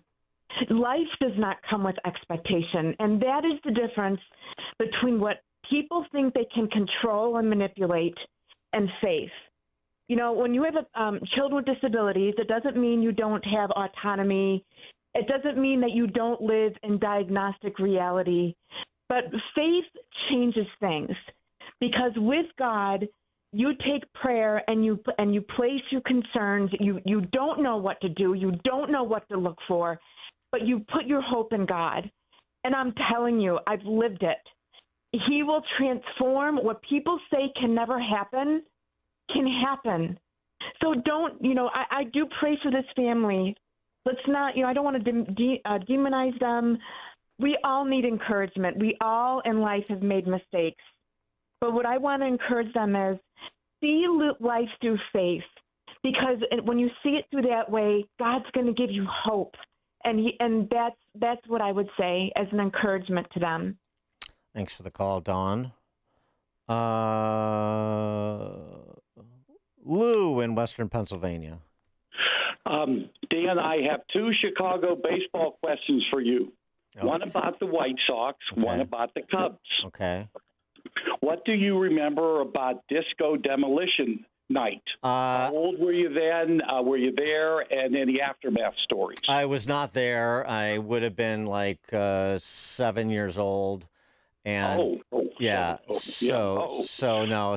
wasn't there. I really just, learned about it, becoming a Sox fan and going to games and learning the history and knowing who people like Steve Dahl were in the 80s. So so I don't have a recollection of it other than the footage the documentaries and stuff about it. Yeah. Okay. I had you about 17 or 18, but I'm off there. You're aging me before my time, Lou. Go ahead. Second, the Steve Bartman incident, October of 2003. Steve Bartman. Is that why the Cubs lost the World Series, or is that why the Marlins won it? No, it was the Cubs did what they almost always do, with one exception in the last century, which is collapse. But collapse under adversity. But even after the fact, it's going back to Steve Bartman. After the fact, some time removed from it, Moises Alou even admitted I wouldn't have caught the ball.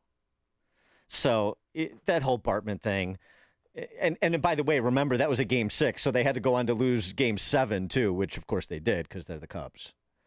Steve Bartman was treated horribly, and it's another stain on the Cubs organization as far as I'm concerned. Cubs fans. Dilettantes that most of them are. Some exceptions, most of them. Which is why I root so hard against them. Bart in Bradenton, Florida. Hey, Dan, good morning. I'm actually in Indiana working this week, and I'm driving through Ogden Dunes currently. So I wanted to call you quick.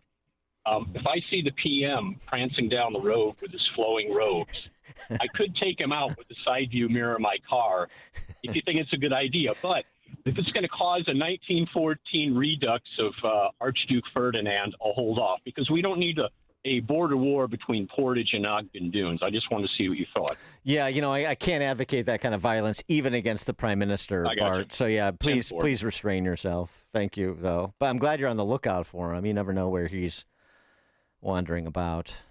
Nice World War I reference, too. Now, Representative Judy Sue from California wouldn't have understood that reference, but I do. Ralph and Wilmette. Hello, it's Elliot and Wilmette. But hey, Dan, how you doing? I saw a very ominous bumper sticker some time ago. It said, "I play the accordion and I vote." I'm thinking I'm looking forward to the Democrats. It's a bumper sticker that says, "I'm a murdering, raping, child molesting, illegal alien, and I vote." Thanks for the call, Ralph. Tom in Blue Island. Good morning, Dan. Yeah, morning. Dan, did I hear you just say that Moises Alou said he wouldn't have caught the Bartman ball? Yeah. I have heard a lot of things over the years from the left that that makes me wonder, and I've even asked you, do these people actually believe what they're saying? That is the most White Sox fan thing I think I've ever heard in my life, Mr. Prof. He said it. Dan, so first of all, and then he said he said he would have, and then he said he wouldn't have. Typical Cubs fan, wanting it both ways. Can't take a position. So first of all, Moises Alou's got his hands up, and and you're right. Bartman has been treated horribly. The funniest thing about that play is the 3 or 4 knuckleheads around Bartman who are all going for the ball too. But then as soon as it hits Bartman's hand and he's sitting there, they're all looking at him like they want to kick his ass after. They exactly. So what are you defending Cubs fans for, Tom? Huh? So how are you defending Cubs fans or the Cubs generally? Moises Alou, I just looked it up. I want to make sure I was remembering correctly. I'm looking at an April 2008 ESPN story. Alou says he wouldn't have caught Bartman ball in 2003 NLCS. He waited 5 years till the coast was clear. Right there. All right there. Well, I hope I'm not sounding stupid here again. No. So 5 years later, do you think maybe Moises Alou just wanted the whole story just to go away? Well, I mean, now we're talking about it 23 years later because, you dispute that he said it, and you also think he would have caught it. He wasn't a great outfielder. He was a good hitter. But thanks for the call, Tom. I love relitigating the Bartman incident. Chicago is so provincial, isn't it? Rick in Downers Grove. Hey, good morning, Dan. Hey, there was a story that on the news that the murders are down in Chicago, but the shootings are up 5%. And I'm like, they're making that sound like that's a great thing. Basically, they're counting on gangbangers and their illegal guns to be bad shots. They're not doing anything to curb the violence and get these gangbangers off the street. And I can see that idiot mayor coming up with some kind of commercial for that. It's a bad news, good news thing. Hey, come on downtown for dinner. Bad news, you'll probably get shot. Good news, it won't be fatal. I mean, they're not doing anything about it. Yeah, that's good Chamber of Commerce marketing there, Rick. Yeah, exactly. Yeah, big city living. You go out to dinner, you get winged with the bullet. It happens. It's what happens in the big city. It happens everywhere. You just got to factor that in. Not a big deal. Not a big deal. Text from 60. Who is the guest on Dan's show? Jim Perry. Yeah, Jim Perry was his name. Perry International Capital Partners is his business. Now we've just opened up the floodgates, of course. Jim in the loop.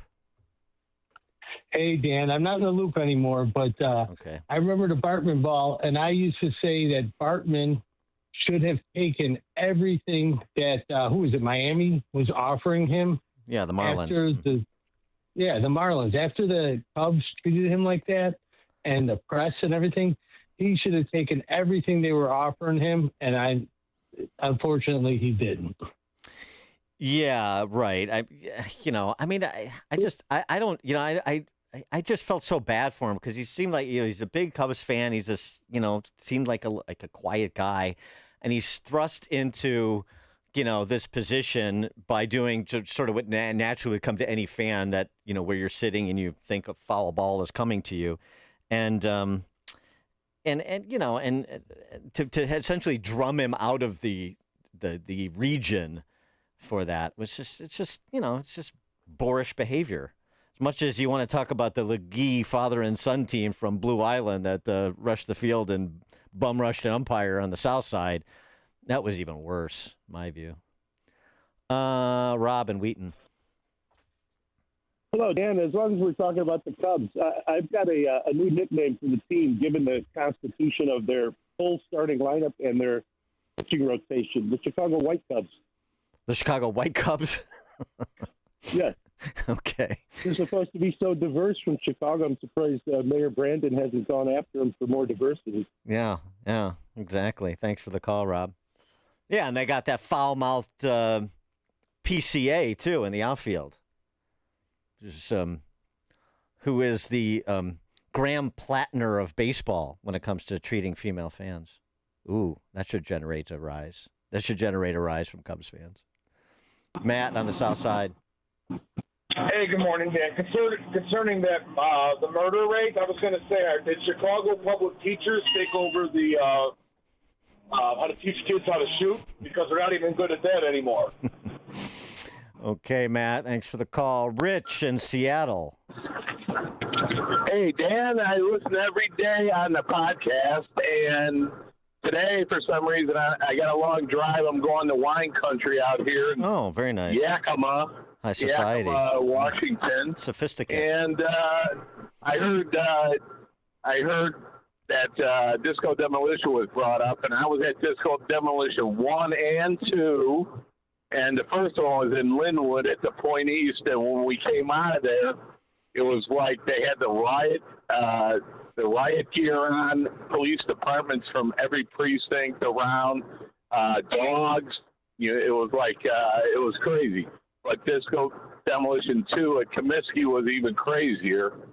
But I was the biggest Steve Dahl fan until he turned total libtard. And when Rush Limbaugh died, the way he castigated Rush, I immediately stopped listening and paying for his podcast. So, oh really? Have a good weekend.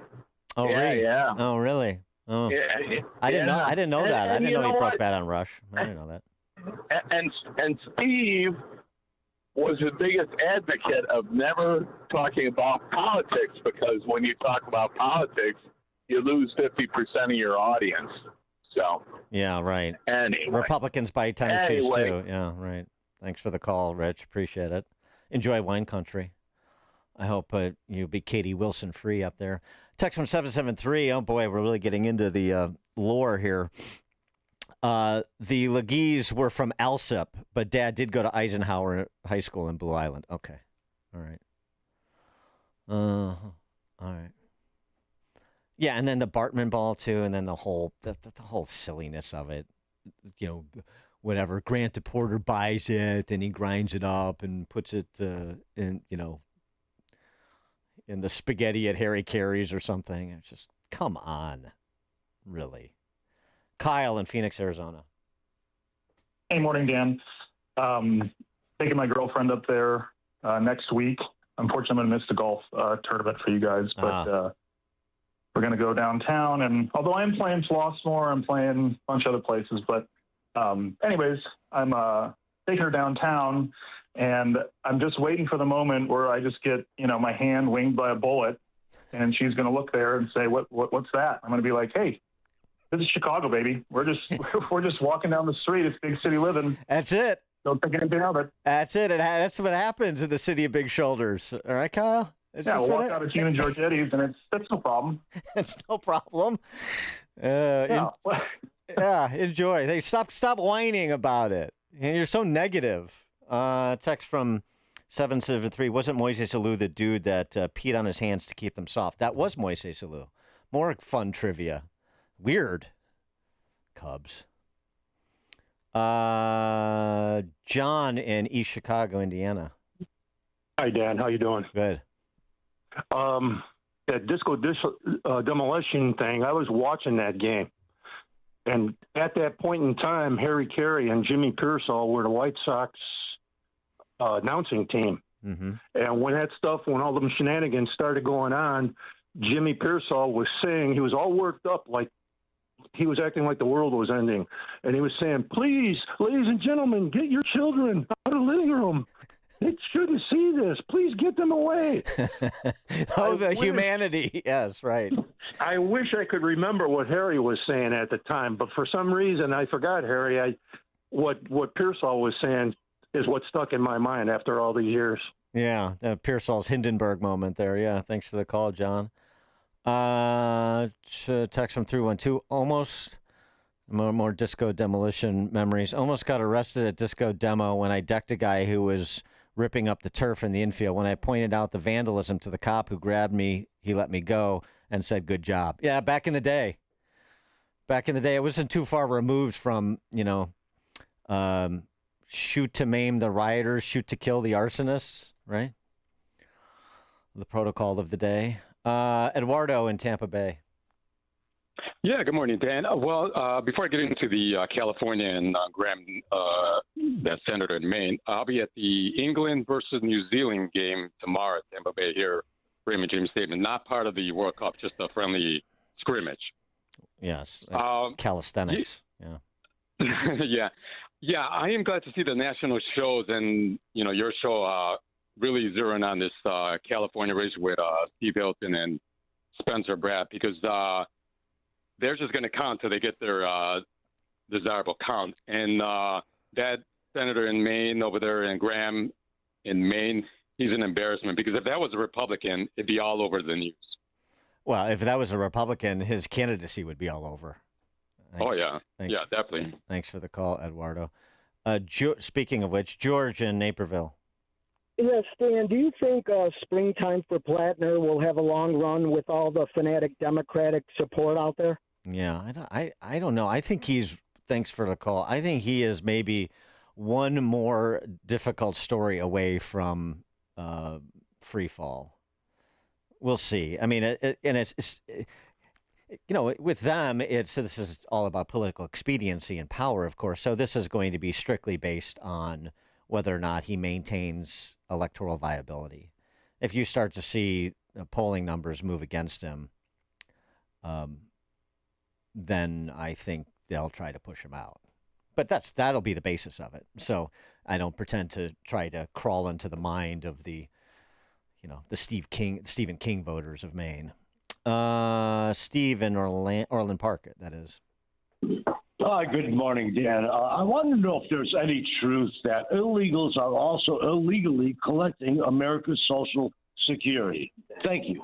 Thanks for the call. Well, I mean, that could be happening. I mean, they're generally ineligible for Social Security. They have to have a Social Security number to qualify for benefits. Some may have paid into Social Security taxes through a fake Social Security number, but can't claim benefits. So, but I mean, in terms of, what the law is versus what's actually happening, obviously with the transfer benefits fraud that we've been documenting for years, and really in a more pronounced fashion over the last several months, as more of it has been unearthed, the difference between what should be and what is, what the law says and what is permitted. Sometimes those two things are disconnected. Text from 312. Dan, I got decked by a guy at Disco Demolition Night ripping up the turf. Just kidding, it's me again. Okay. Yeah, nice. Boy. All right. Well, wait. Where's Chuck and Delavan? I knew I was. Where's the rest of me? I feel like Reagan in Kings Row. I I knew something was missing. There was an empty feeling about this installment of Open Mic Friday. Chuck in Delavan. Please make sure somebody check on Chuck in Delavan. Maybe he's at the Rusty Parrot or the Twisted Spoke or whatever the places are he goes up there in Cheesehead Land. Thanks for joining us on another edition of Chicago's Morning Answer today and all week.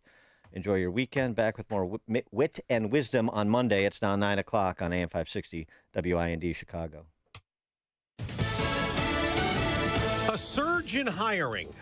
I'm Dave Anthony, Fox News, and not just in May. Fox's Janika Sola has the numbers. Job growth was stronger than expected last month. Economists were predicting around 80,000 new jobs created in the month. Instead, there were 172,000. And the unemployment rate remained at 4.3%.